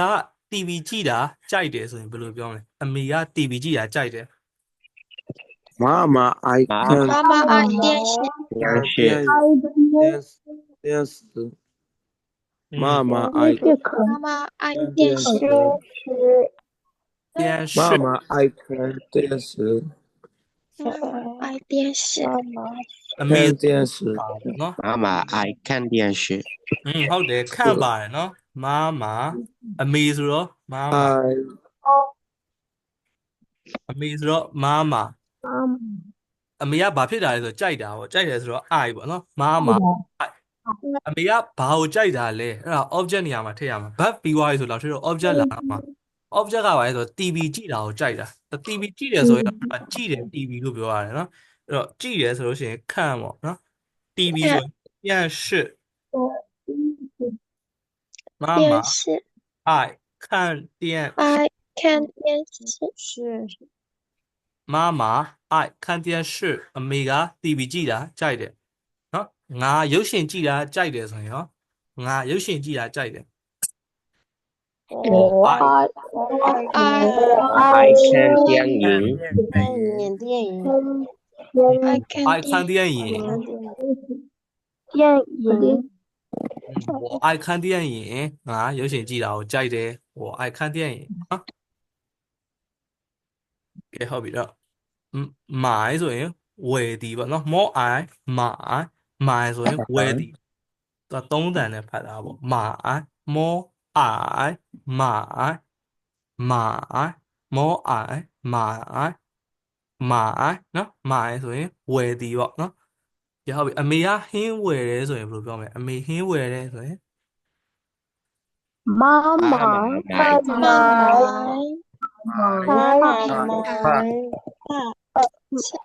妈妈买菜妈妈买菜အမေကဟင်းဝယ်တယ်အဖေကလက်ဖေးဝယ်တယ်ဆိုရင်ဟာ爸爸爸妈茶爸爸买茶买茶爸爸买茶ဟုတ်တယ်နော်爸爸买茶အဖေကလက်ဖေးဝယ်တယ်ကဲ买ဆိုတာဝယ်တယ်ဆိုတဲ့အဓိပ္ပာယ်ပေါ့နော်နောက်没关系没关系摸诶没摸诶没给无安关给无安关没关西一西西一西没关系没关系နော်没关系ဆိုတာကိစ္စမရှိပါဘူး no problem ဆိုတဲ့အဓိပ္ပာယ်ပေါ့နော်ကိစ္စမရှိဘူးသူကတစ်ဖက်လူကကိုယ်တွေးဖို့ချီပေါ့နော်တွေးဖို့ချီဒီလိုတွေးဖို့ချီလို့ပြောလိုက်ရင်ကိုကတစ်ဖက်လူကတွေးဖို့ချီလို့ပြောရင်ကိုက没关系ဆိုပြီးတော့ပြန်ပြောရတယ်ပေါ့နော်တစ်ဖက်လူကရှက်ရှက်ဆို不客气对不起没关系不客气不客气ရှက်ရှက်ရှက်ရှက်不客气对不起没关系အဲ့ဒါကအတွဲလေးတွေပေါ့နော်တစ်ဖက်လူကကိုယ်တွေးဖို့ချီလို့ပြောရင်ကိုက没关系လို့ပြန်ပြောရတယ်没关系ကိစ္စမရှိပါဘူးပေါ့နော်တစ်ဖက်လူက sorry လို့ပြောလို့ရှိရင်ဒါကိစ္စမရှိဘူးဆိုတဲ့ပုံစံမျိုးပြောတာပေါ့နော်没关系没关系ကိစ္စမရှိပါဘူးပေါ့နော်没ဆိုတာကမရှိဘူးဆိုတဲ့အဓိပ္ပာယ်မရှိပါဘူး没有လို့ပါဆိုမရှိဘူးပေါ့关系ဆိုတာဟိုတစ်ခုနဲ့တစ်ခုဆက်ဆက်ချက်တို့ပြဿနာတို့ဘာလို့သုံးလို့ရတယ်ပေါ့နော်ပြဿနာမရှိဘူးနော်ဆက်ဆက်မှုမရှိဘူးဆိုတော့ကိစ္စမရှိပါဘူးဆိုတဲ့没关系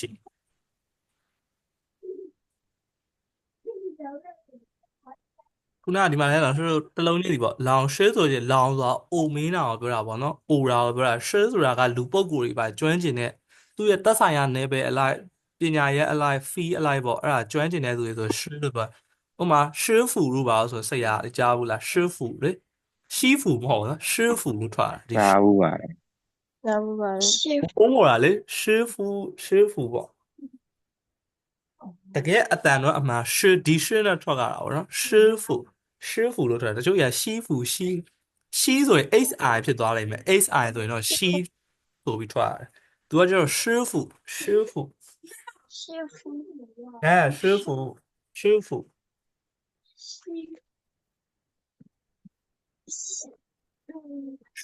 ဆိုတာဆရာပေါ့နော်ဆရာတော်တို့ပါဆိုရှေဖူလို့ပြောတယ်ရှေဖူ西ရောမဟုတ်နော်西服ဆိုရင်တခြားအဓိပ္ပာယ်ဖြစ်သွားတယ်西ဖြစ်သွားတယ်နော်师傅没关系没关系ဖြစ်ပါပြီးသားပါနော်နှစ်ခေါက်ဖြစ်သွားတာ没关系နောက်没有ခုန没关系ရဲ့没ပဲမော没一有没有没有ဆိုရင်မရှိဘူးဆိုတဲ့အဓိပ္ပာယ်ပေါ့ရှိတယ်ဆိုလို့ရှိရင်有မရှိဘူးဆို没有နော်မင်ကလည်းသူကပုလို့ပဲအငင်းစလုံးပဲပေါ့နော်သူက有ဆိုရင်ရှိတယ်没有ဆိုရင်မရှိဘူးပေါ့နော်မရှိဘူးဆို没没有，没有，嗯，这 A 多啊，单段啊，A 啦，冷哦，冷，EN 就所以不是里面哈一说冷啊，第下说么说那东南说冷说A 多冷喏，A 多个冷，မရှိဘူးဆိုမရှိဘူးကဲဟုတ်ပြီငါမှာနော်ငါမှာတောက်เสียလက်ဖိတ်ရည်မရှိဘူးကဲကြိုးစားပြီးတော့ပြောကြည့်ဘယ်လိုပြောလို့ရလဲငါမှာတောက်เสียလက်ဖိတ်ရည်မရှိဘူးငါမှာ我လက်ဖိတ်没ရ有မရှိဘူးပေါ့好，我没有黑茶，我没有我没有好茶，茶，我没有မရှိဘူးဆိုရင်လား main bab ကငါမှာလက်ဖိတ်ရည်没有我没有没有黑茶，茶，黑茶，ဟုတ်တယ်我没有喝茶နော်လွယ်လေးနော်我没有喝茶ငါတောက်เสียမရှိဘူး我没有黑茶，ရတယ်နော်ငါမှာအလုံးမရှိဘူးဆိုရင်ရောငါမှာအလုံးမရှိဘူး我没有工作，我没有工作，ငါမှာကြည့်စရာ TV မရှိဘူးဆိုရင်နော်ငါမှာကြည့်စရာ TV မရှိဘူး我没有我没有看电视，电视，ဟုတ်တယ်我没有看电视ပေါ့နော်ငါမှာစားဖို့မရှိဘူးဆိုရင်ရောငါမှာစားဖို့ဟင်းမရှိဘူး我没有吃，我没有茶吃菜，我没有吃菜ပေါ့နော်ငါမှာဟင်းမရှိဘူးဆို我没有菜ပေါ့နော်ငါမှာစားစရာဟင်းမရှိဘူးဆို我没有吃我没有吃茶，ဟုတ်တယ်ငါမှာမရှိဘူးဆို我没有ဘာမရှိရလဲစားစရာဟင်းမရှိဘူးစားစရာဆို吃菜စားစရာဟင်းဆို吃菜ပေါ့ငါမှာစားစရာဟင်းမရှိဘူးဆို我没有吃菜我没有吃茶，ကဲနောက်ထမင်းဆိုရင်米饭米饭，摸以饭，米火按饭米饭摸以米某一米，火按饭火按饭米饭米饭သူ့အတူကောင်းလားဆိုတော့ fan တစ်လုံးနဲ့ပြောချင်တယ်ရတယ်ဒါကတော့အရှိကောင်းပေါ့နော်米饭fan တစ်လုံးနဲ့ဆိုလဲထမင်းပဲ米饭ဆိုလဲထမင်းပဲ fan ဆိုလဲထမင်းပဲပေါ့နော်米饭ဆိုရင်ထမင်းကဲအမေကထမင်းဝယ်တယ်ဆိုရင်ဘယ်လိုပြောလဲအမေထမင်းဝယ်တယ်妈妈，妈妈买饭，饭，妈妈买米饭没米အဖေ饭，ဝယ်တယ်အဖေကဟင်းဝယ်တယ်爸爸买菜，妈妈买米饭爸爸菜ပေါ့နော်အဖေကဟင်းဝယ်ငါမှစားစရာထမင်းမရှိဘူးဆိုရင်နော်ငါမှစားစရာထမင်းမရှိဘူး我没没有有吃米饭，我没有吃米饭，我没有米饭，我没有吃米饭嘛我没有吃米饭我没有吃ဆိုတာစားသည်ပါနော်我没有吃米饭我没有米饭ဆိုငါမှထမင်းမရှိဘူးပေါ့နော်ရတယ်我没有ငါမှထမင်းမရှိဘူးအဲ့တော့ငါမှစားစရာဆိုရင်我没有吃米饭我没有吃米饭，吃吃米饭，我没有吃米饭我没有吃饭我没有吃米饭ငါမှစားစရာထမင်းမရှိဘူးနောက်名字名字摸以名摸以名字以子名字名字啊名字所以နာမည်ပေါ့名字我的名字你的名字字ဆိုရဲဖတ်ကျင်လဲရောက်ရ名字တို့ပါလေလေးတန်နဲ့ချို့ရောက်လဲဖတ်ကြတယ်ဒီစလုံးကသူ့တစ်လုံးနဲ့တွက်သူ့စလုံးတစ်လုံးနဲ့တွက်မယ်ဆိုရင်တော့ရှေ့ကမင်းမပါဘူးပေါ့နော်သူ့တီးတဲ့စလုံးနဲ့ထွက်မယ်ဆိုရင်တော့字ဆိုလို့ရှိရင်ဒါစလုံးကိုပဲပြောချင်တာ名字နာမည်ပေါ့နော်名字နာမည်ငါနာမည်我名字ပေါ့နော်我的名字我名字你的名字အဖေနာမည်ဆိုရင်ရောအဖေနာမည်ဆိုရင်爸爸爸爸爸爸名字，爸爸名字ပေါ့နော်爸爸名字အမေနာမည်ဆိုရင်妈妈妈妈名字，妈妈名字，哎，妈妈名字，老师名字，那写嘛的名字，老师老师名字啊，名字，老师名字给了，那名字名字不，然后你要对比的，定嘛，喏，你 you，应该就是说 you y o u you 啊，你说啥定，ตัว定เลยရတယ်နေเลยရတယ်မင်းเลยရတယ်ခမားเลยရတယ်ဟိုညီးเลยရတယ်ပေါ့အချို့တွေကကျတော့အဲ့လိုရှိရင်ညီးတို့ပါလို့ဆိုတော့တရုတ်လိုမပြောသဆိုညီးဆိုရင်တရုတ်လိုဘယ်လိုပြောရလဲပေါ့ခမားတို့ညီးတို့နေတို့မင်းတို့ဆိုလဲဒါညီလို့ပဲပြောရတာညီမြန်မာစာမှာကျတော့အဲ့နာစာ pronoun တွေကအများကြီးဖြစ်သွားတာတင်နေရောနေနေရောမင်းနေရောခမားတွေရောညီးတွေရောပေါ့နော်မြန်မာစာမှာကျတော့ pronoun တွေအများကြီးဖြစ်သွားနာစာတွေအများကြီးဖြစ်တကယ်တမ်းကျတော့အင်္ဂလိပ်စာတို့တရုတ်စာတို့မှာကျတော့တခုတည်းအင်္ဂလိပ်စာမှာဆို you ပေါ့နော် you ဆိုလို့ရှိရင်တင်ရောနေရောမင်းရောခမားရောအကုန်သုံးလို့ရတယ်ညီးရောပေါ့နော်တရုတ်စာလည်းအဲ့လိုပဲညီဆိုလို့ရှိရင်တင်လည်းရတယ်နေလည်းရတယ်မင်းလည်းရတယ်ခမားလည်းရတယ်ညီးလည်းရတယ်တင်နေမင်းခမားညီးရောနော်တချို့ရရှိရလို့ခမားဆိုရင်တိတ်မပြောတတ်တော့လို့ခမားဆိုရင်หนีလို့ပဲပြောရတာပဲเนาะဟိုခမားတခုခုပါเนาะညီးကတော့ညီးကတော့တခုหนีလို့ပဲပြောတာหนีเนาะหนีဆိုတာတင်နေမင်းခမားညီးပေါ့เนาะနောက်ဖောင်းယူဖောင်းယူဖောင်းယူအချို့တွေကကျတော့ဖုံးယူလို့ထွက်တယ်ဟောအုံဖုံလို့ထွက်တယ်သူကဘယ်လိုမျိုးလဲဆိုတော့တချို့တွေကပေါ့နော်ထွက်ပုံထွက်နည်းကနည်းနည်းကွဲတာမျိုးလေးရှိလို့သူတို့ကဘယ်လိုလဲဆိုတော့ပေါ် form နောက်မှာ eng လိုက်ရင် ong အတန်နဲ့ထွက်တယ်ပေါ့နော်ချို့ရကြတော့အဲ့လိုမျိုးထွက်ကြတယ်ပေါ် form အနောက်မှာ eng ဆိုတဲ့တရလိုက်လို့ရှိရင်သူတို့က ong အတန်နဲ့ထွက်ကြတယ်တချို့သောလူတွေကပေါ့နော်အချို့သောတော်တော်များများကတော့အဲ့လိုထွက်ကြပါတယ်ဥပမာဒီမှာဆိုလို့ရှိရင်ပုံမှန်ဆိုဖောအန်ဖောင်း EOU ဖောင်းယူလို့ထွက်ရမှာအမှန်တကယ်ဖောင်းယူပေါ့နော်ဖောအန်ဖောင်း EOU ဖောင်းယူဖောင်းယူလို့ထွက်တဲ့လူကနည်းတယ်ဖုံးယူလို့ထွက်တာဖုံးယူဖောအောင်ဖုံးအဲ့လိုပုံစံမျိုးဘာလို့လဲဆိုတော့ P လေ perform နောက်မှာ ENG လိုက်ရင်သူက ONG အတန်နဲ့ဆိုတယ်ဒီမှာ ENG ENG ဆိုတော့ ONG အတန်နဲ့ပြောင်းဆိုရတော့ဖုံးယူဖောအောင်ဖုံးဆိုတဲ့ပုံစံမျိုးသွားဆိုတာဖုံးယူပေါ့နော်我的朋友你的朋友爸爸的朋友妈妈的朋友ပေါ့နော်အဲ့လိုဖုံးယူဆိုတဲ့အတန်နဲ့ဆိုလဲမှန်တယ်အုံအတန်ဆိုလဲမှန်တယ်ပေါ့နော်အန်အတန်ဆိုလဲမှန်တယ်နှစ်ခုလုံးမှန်တယ်ဖောင်းယူလည်းရတယ်ဖုံးယူလည်းရတယ်ဖောင်းယူဖုံးယူတငယ်ချင်းကိုပြောတာနော်ဖောင်းယူဖုံးယူ你တငယ်ချင်းဆို你的朋友ပေါ့你朋友ငါတငယ်ချင်းဆို我的朋友我朋友နော်အဖေတငယ်ချင်းဆို爸爸的朋友爸爸朋友妈妈朋友老师朋友朋友ဆိုတာတငယ်ချင်းပေါ့နော်朋友လည်းရတယ်ဖုံးယူလည်းရတယ်နှစ်ခုလုံးရတယ်နော်ဖောအန်ဖောင်း EOU ဖောင်းယူလည်းဆိုလို့ရတယ်ဖုံးယူလည်းမှန်တယ်နှစ်ခုလုံးမှန်တယ်နောက်漂亮漂亮抛一奥漂抛一奥漂乐一昂脸乐一昂脸漂亮漂亮တချို့တွေကကျတော့漂亮လို့ထွက်ကြတယ်လေးတန်ထွက်တယ်漂亮ဆိုလဲမှန်တော့မှန်တယ်သူရွေးလျံဆိုလို့ရှိရင်သူကလာကိုပြောတာလာမှာဆိုရင်သူကလျံဆိုတဲ့လေးတန်လဲဆိုရတော့နော်ရွေးလျံ漂亮漂亮လှပတော့漂亮လှပတော့漂亮乐一昂脸နော်乐一昂脸漂亮လှပတော့漂亮ဒါဆို adjective တွေပါနော်တော့တွေပါဆိုadjective တွေ漂亮လှပတော့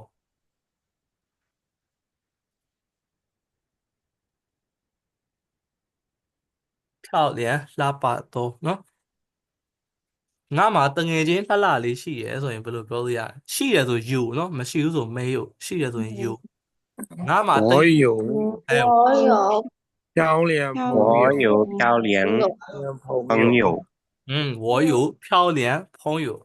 ဟုတ်တယ်我有漂အမှန်ကတက်ထရလေးရှိတယ်တက်က老师မတင်ရသေးလို့ပြီးရင်တင်ပေးမယ်ပေါ့နော်我有漂亮的朋友ပေါ့နော်漂亮的朋友我有漂亮朋友我ငါမှာ有ရှိတယ်ဘာရှိရလဲဆို漂亮လှပတော့朋友တငယ်ချင်းငါမှာလှပတော့တငယ်ချင်းရှိတယ်အပြင်မှာဒါက老师စာစကားနေတယ်စာထဲမှာဘာသာပြန်လို့ရှိရင်ငါမှာလှပတော့တငယ်ချင်းရှိတယ်အပြင်တကယ်လက်တွေ့ပေါ့နော်老师ပြင်ပလောကမိခင်ဘာသာစကားမှာ老师မိခင်ဘာသာစကားမှာမြန်မာစာမှာဆိုရင်ငါမှာလှပတော့တငယ်ချင်းရှိတယ်လို့ဘယ်သူမှမပြောဘူးအပြင်မှာလေ ငါမှတငယ်ချင်းလှလှလေးရှိတယ်အနေနဲ့မိတ်ဆက်ပေးရမလားပေါ့နော်ငါမှလှတဲ့တငယ်ချင်းရှိတယ်ပေါ့နော်ငါမှနည်းနည်းလှတယ်ရုပ်ချောတယ်ဆိုတဲ့ပုံစံနဲ့သုံးလို့ရပါလှတယ်အမှန်ကရုပ်ချောတယ်ဆိုရွှိုက်ပေါ့နော်ရွှိုက်ဆိုရင်တော့ချောတာကိုပြောတာရှူအိုက်ရွှိုက်ရွှိုက်ဆိုရင်ချောတာရွှိုက်ကဲလို့ပါဆိုရင်ကောင်ကျော်လေးလို့ပါပြောတာကောင်ကျော်လေးရွှိုက်ကဲကဲဟုတ်ပြီအဲ့ဒါတွေကထားပါတော့မီနင်းတွေကတဖြည်းဖြည်းလိလာသွားလိမ့်မယ်နော်အဲ့လိုအပြင်မှာသုံးတာနဲ့စာရဲမှာသုံးတာနဲ့ကနည်းနည်းကွာတယ်လို့နောက်ဆုံးဒီမှာတင်လိုက်လို့ရှိရင်ငါမှလှပတော့တငယ်ချင်းရှိတယ်အပြင်မှာအဲ့လိုဘယ်သူမှမပြောသေးငါမှလှပတော့တငယ်ချင်းရှိတယ်လို့ဘယ်သူမှအပြင်မှာအဲ့လိုမပြောငါမှတငယ်ချင်းလှလှလေးရှိတယ်အဲ့လိုပဲပြောကြတယ်အဲ့လှလှလေးဆိုတာအဲ့အနောက်ကဖောင်းရုပ်ကိုသူကအထူးပြုပေးတာ adjective ပုံစံပေါ့နော်နောက်က noun ကိုအထူးပြုပေးတာ adjective လို့ခေါ်တယ်အဲ့ adjective ဆိုတာကငယ်တော့ကလာလို့ကြက်ခဲ့တောနေဆိုရင် adjective ပေါ့အမှန်ကတောနေဆိုရင် adjective ကမှန်တယ်ဒါပေမဲ့ကြက်ထားမှသိမှာပေါ့နော်ဒီစလုံးကိုကြက်ထားတော့မှတောနေဆုံးမှသိမှာအဲ့တော့ adjective တွေကသူက adjective ဆိုတဲ့အဓိပ္ပာယ်နာမဝိသေသနာနာမဝိသေသနာဆိုတာ noun ကိုအထူးပြုပြီးတဲ့စလုံးနာမဝိသေသနာသူကnoun တွေရဲ့ noun တွေရဲ့အရှိမှရှိတယ်ပြီးတော့နောက်ဆုံးဒီစိတ်ခံစားချက်တွေပေါ့နော်စိတ်ခံစားချက် feeling တွေပေါ့နော်စိတ်ခံစားချက်တွေဆိုရဲဒါ adjective လို့ပြောလို့ရတယ်လှရဲဆိုတာဒါစိတ်ခံစားချက်နဲ့နည်းနည်းဆက်သက်ဆိုင်တယ်ပေါ့နော်ကိုယ့်ရဲ့စိတ်ထဲမှာသူ့ကိုလှတယ်လို့ထင်တာအဲ့တော့စိတ်ခံစားချက်ပေါ့နော်ပြီးတော့ပြုလုပ်ချက်တွေလှုပ်ဆောင်ချက်တွေကိုကြတော့ verb လို့ခေါ်တယ် verb ကကြတော့များသောအားဖြင့်ဒီနဲ့ဆုံးလို့ရှိရင် verb ပေါ့ဒါတော့ရှုငငယ်တုန်းကကြက်ခဲ့တာဒီနဲ့ဆုံးရင် verb တောနဲ့ဆုံးရင် adjective ပေါ့နော်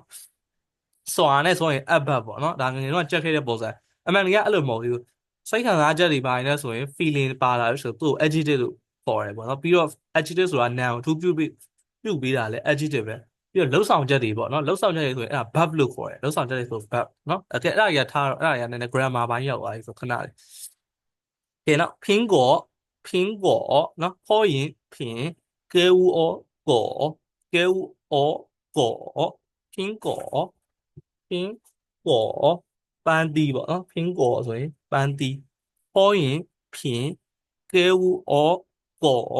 苹果အမ ing g ပါလို့ရှိရင်ရှာလေးကိုနည်းနည်းအနောက်ပို့ပြီးဆိုနော်苹果ပန်းသီး漂亮美丽တူတူပဲ漂亮ကလည်းလှပတော့ပဲ美丽ကလည်းလှပတော့ပဲเนาะ漂亮美丽အတူတူပါပဲအဲ့ဒါကလို့ဆိုဟိုမှာမိန်းကလေးမှာတုံးတာပေါ့เนาะမိန်းကလေးဆိုရင်လှတယ်လို့ပါတုံးတယ်လေယောက်ျားလေးဆိုလှတယ်လို့မဆိုယောက်ျားလေးကြောင့်မိုက်တယ်ပေါ့เนาะhandsome ဖြစ်တယ်မိုက်တယ်ဆိုပါဆိုရွှိုက်လို့ပြောတယ်ရွှိုက်လို့酷လို့ရွှိုက်လို့တော့တုံးတာများရွှိုက်ဆိုတာကြောင့်ယောက်ျားလေးဆိုလို့ရှိရင်ရွှိုက်ပေါ့เนาะမိန်းကလေးဆိုလို့ရှိရင်漂亮လို့漂亮နောက်美丽လို့ပေါ့နော်နောက်苹果ဆိုတာပန်းသီး苹果ပန်းသီးနောက်ခြံချီအန်ခြံ an နဲ့ဆိုရင်ရှာအရှိလေးနည်းနည်းပို့ပြီးတော့ဆိုနော်ချီအန်ခြံဆိုတာပတ်စံခြံဆိုတာပတ်စံနော်ငါမှပတ်စံမရှိဘူးဆိုရင်ဘယ်လိုပြောလဲငါမှပတ်စံမရှိဘူးနေ့စဉ်我没有钱我没有钱啊ပတ်စံမရှိဘူးเนาะဒါကတော့နေ့စဉ်ပြောနေကြစကားပဲဟုတ်လား我没有钱我有钱ပတ်စံရှိရဆို我有钱ပေါ့နော်ငါမှပတ်စံမရှိဘူးဆို我没有钱ငါဆိုတာ subject မရှိဘူးဆိုတာ verb 没有ဘာမရှိရလဲဆိုပတ်စံ我没有钱ငါမှပတ်စံ30ရာမရှိဘူးသုံးတာဆို花လို့ပြောတယ်ဒီ花ပဲဆိုတော့ဒီပန်းပွင့်နေဆိုရ花ပဲ我没有花钱我没有花钱ဆိုငါမှ30ရာပတ်စံမရှိဘူး我没有花钱和乌阿花နော်花ဆိုတာသုံးတယ်ဖြုံးတယ်လည်းသုံးကျင်လည်းရတယ်သုံးတယ်ဖြုံးတယ်ဆိုလည်း花ပဲ我没有花钱ငါမှပတ်စံ30ရာမရှိဘူးနော်ငါမှပတ်စံမရှိဘူးဆို我没有钱ပေါ့我没有花钱ငါမှပတ်စံ30ရာမရှိဘူးနော်ခြံဆိုတာပတ်စံကဲနောက်ချင်ဂျီပါရှာလေးကိုအနောက်ပို့ပြီးဆိုချင်ချ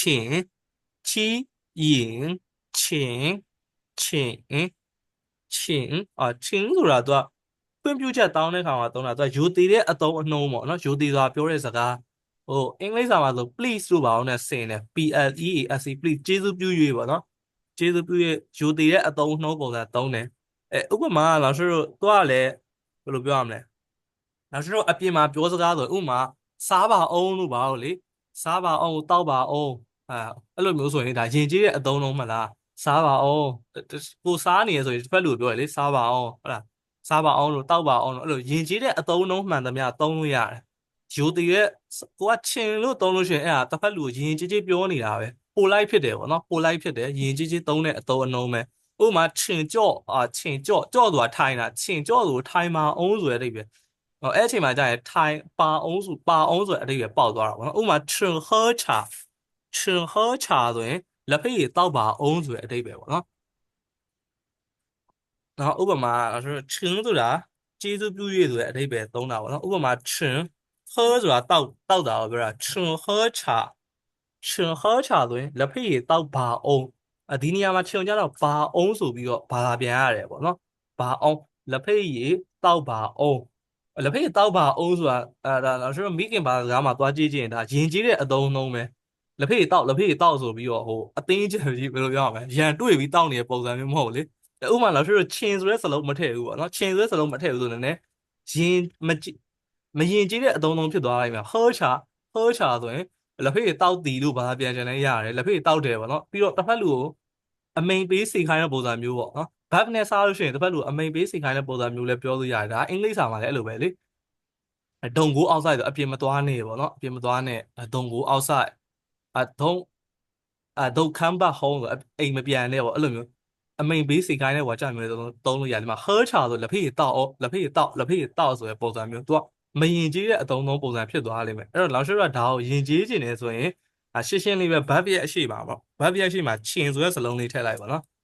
ချင်းဟောချာဆိုရင်လက်ဖေးတောက်ပါအောင်ဆိုတဲ့အတိတ်ပဲဖြစ်သွားတာချင်းဟောချာလက်ဖေးတောက်ပါအောင်နော်ပါအောင်ချင်းကြော့ဆိုရင်ထိုင်ပါအောင်ချင်း吃饭ဆိုသမင်းစားပါအောင်ချင်း吃饭သမင်းစားပါအောင်ပါအောင်ဆိုရင်ဒါအဲ့လိုပေါ့နော်老师တို့ဒီအပြင်မှာ老师တို့မိခင်ဘာသာစကားပေါ့မြန်မာစာမှာဆိုအဲ့ပါအောင်ဆိုတာယူတီစွာပြောတဲ့အသုံးနှုန်းပဲယူတီသုံးတဲ့အသုံးနှုန်းပဲအဲ့ယူတီပြောချင်ရှေ့မှာချင်းလေးထည့်လိုက်ရမယ်ချင်းဆိုတာယူတီရဲ့အသုံးနှုန်းပေါ့ဗတ်ပြည့်ရှေ့မှာချင်းလေးထည့်ရတယ်ချင်းဟောချာဆိုရင်လက်ဖေးတောက်ပါအောင်နော်ရရနော်ချင်းဆိုတာယူတီရဲ့အသုံးနှုန်းပေါ့နော်ခွင့်ပြုပြီးယူတီဆိုတာပြောတဲ့စကားပေါ့နော်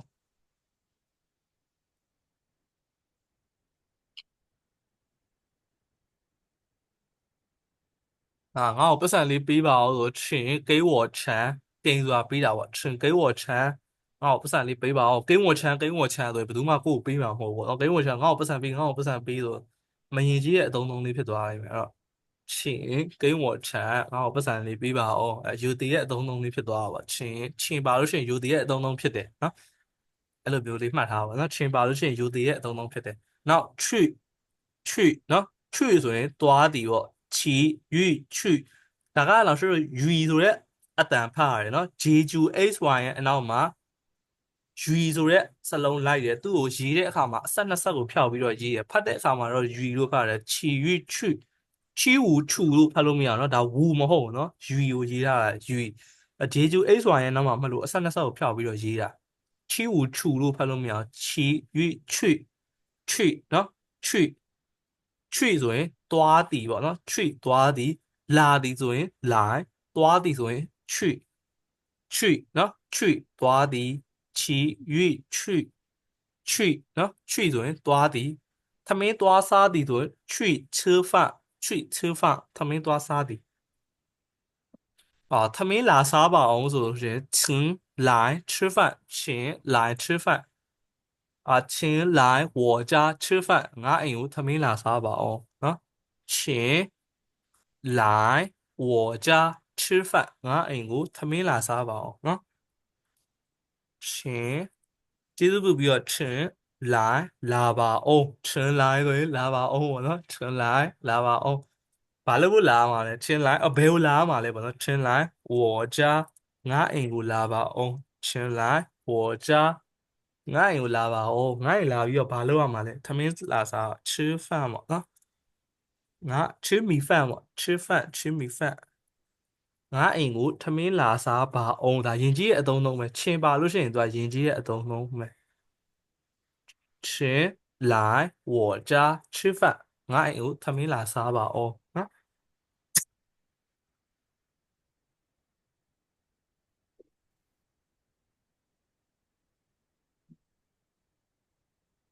去ဆိုရင်သွားသည်ပေါ့去ဆိုရင်သွားသည်နောက်ရအောက်ကျတော့ရလို့တန်ထွက်တယ်နော်အီးကကျတော့ကိုမှလေးတန်တင်လိုက်တော့ပဲဖြစ်သွားတယ်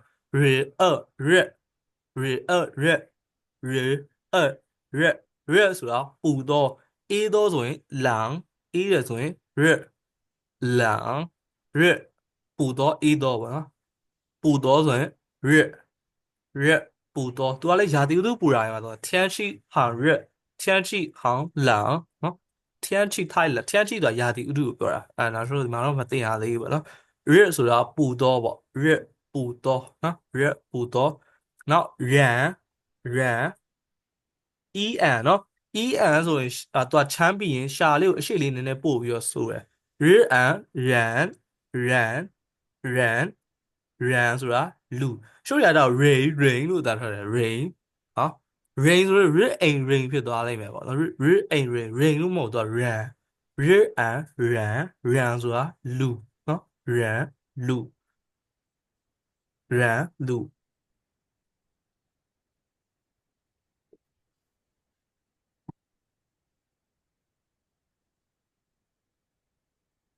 နောက် run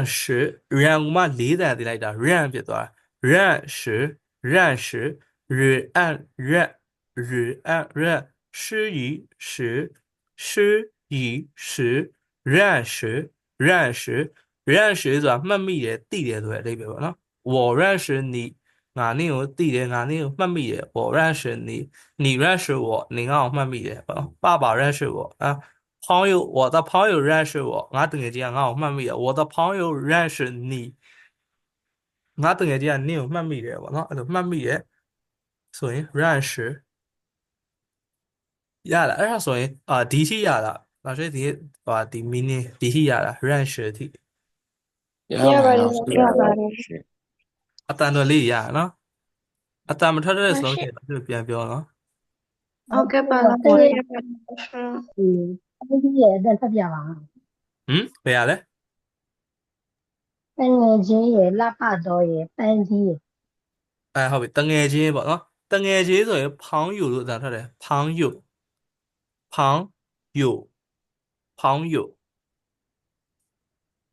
ရလားဟောအန်ဖောင်းEOU ဖောင်းယူတချို့တွေကအုံနဲ့အတန်ထွက်လဲရတယ်လို့ဖုံးယူလဲရတယ်ဖုံးယူဟောအုံဖုံပေါ့နော်ဖုံးယူလဲရတယ်ဖောင်းယူလဲရတယ်နှစ်မျိုးလုံးရတယ်ဖောင်းယူဖုံးယူ老师，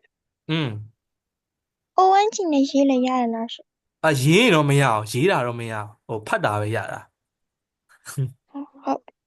ရေးလို့တော့မရအောင်နော်ဒါဆိုဆိုတဲ့အခါမှာပဲအုံအတန်နဲ့ဆိုတာပေါ့နော်ရေးလို့ရှိရင်တော့ ENG နဲ့ပဲရေးရတယ်နော်好，ရေးရင်တော့ ENG ပဲနောက်လှပတော့ဆိုဖြောက်လျံဖော်ရီအောက်ဖြောက်လေီအန်လျံဖြောက်လျံလှပတော့နော်ဖြောက်လျံလှပတော့苹果班地抛银品歌舞果苹果班地ရလား朋友等眼睛来了，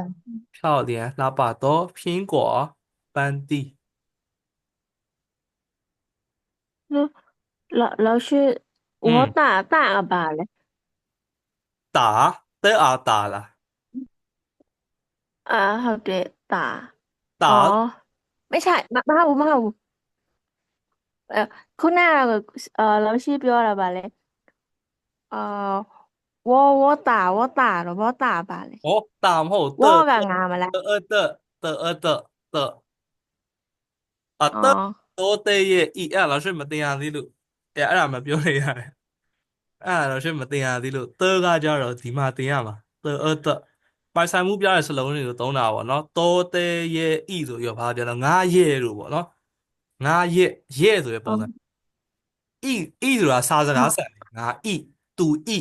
ကျွန်ုပ်ဤပေါ့နော်ကျွန်ုပ်ဆိုရဲဝေါ်ပဲနော်ကျွန်ုပ်ဆိုလဲဝေါ်ပဲ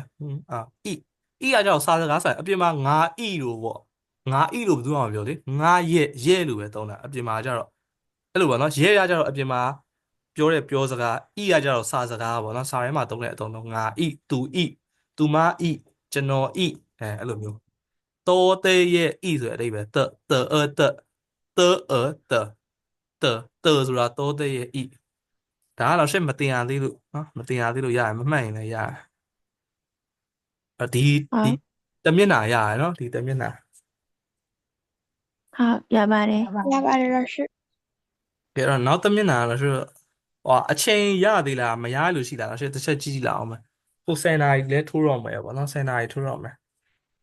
10နာရီဆို10点နော်10点10နာရီ10နာရီထိုးဘယ်နှမိနစ်လို့လဲ差10分10点ပေါ့10နာရီထိုးဖို့10မိနစ်差10分10点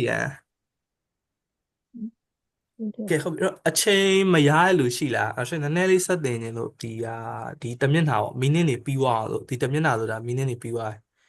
ကျန်တဲ့ဒါ WA question မိနစ်နေမိတာပေါ့မိနစ်နေမိတာပြီးရင်စာကြောင်းစကားပြောလေးနည်းနည်းလာမယ်ပေါ့နော်အဲ့တော့အချိန်မရလို့ရှိဒီတမျက်နှာပဲတင်ပါပါဒီမျက်နှာတော့နည်းများနေ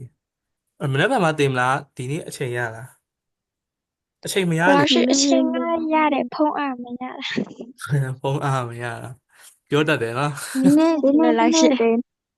ဒီနေ့နည်းနည်းတင်လိုက်မနေ့ပြန်ဆိုသက်တယ်တယ် ကဲဟုတ်ပြီဖုန်းအားမရှိတော့လို့ဆိုရင်ကဲအဲ့ဒါလောက်ဆိုနောက်ထပ်မှာပဲသွားလိုက်တော့မယ်နော်နောက်ထပ်မှာပဲသွားလိုက်တော့မယ်โอเคအဲ့ဒါဆိုဒီနေ့တော့ဒီလောက်ပဲနားလိုက်တော့မယ်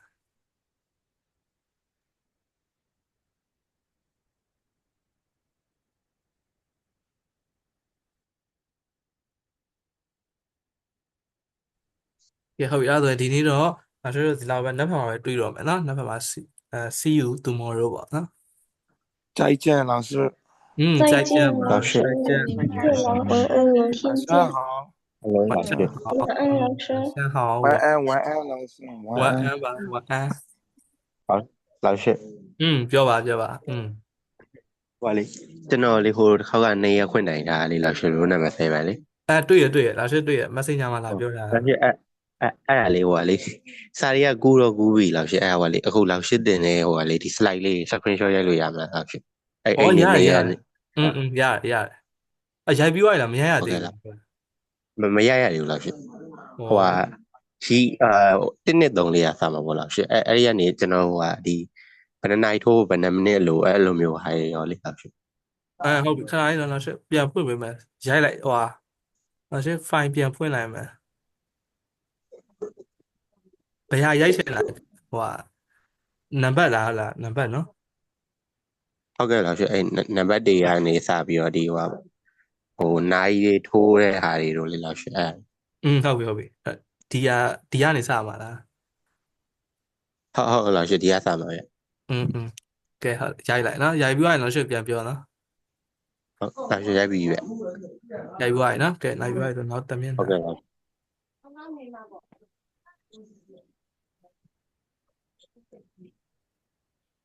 老师ရိုက်ပြီးပဲဟုတ်ပြီကဲနောက်တစ်ခု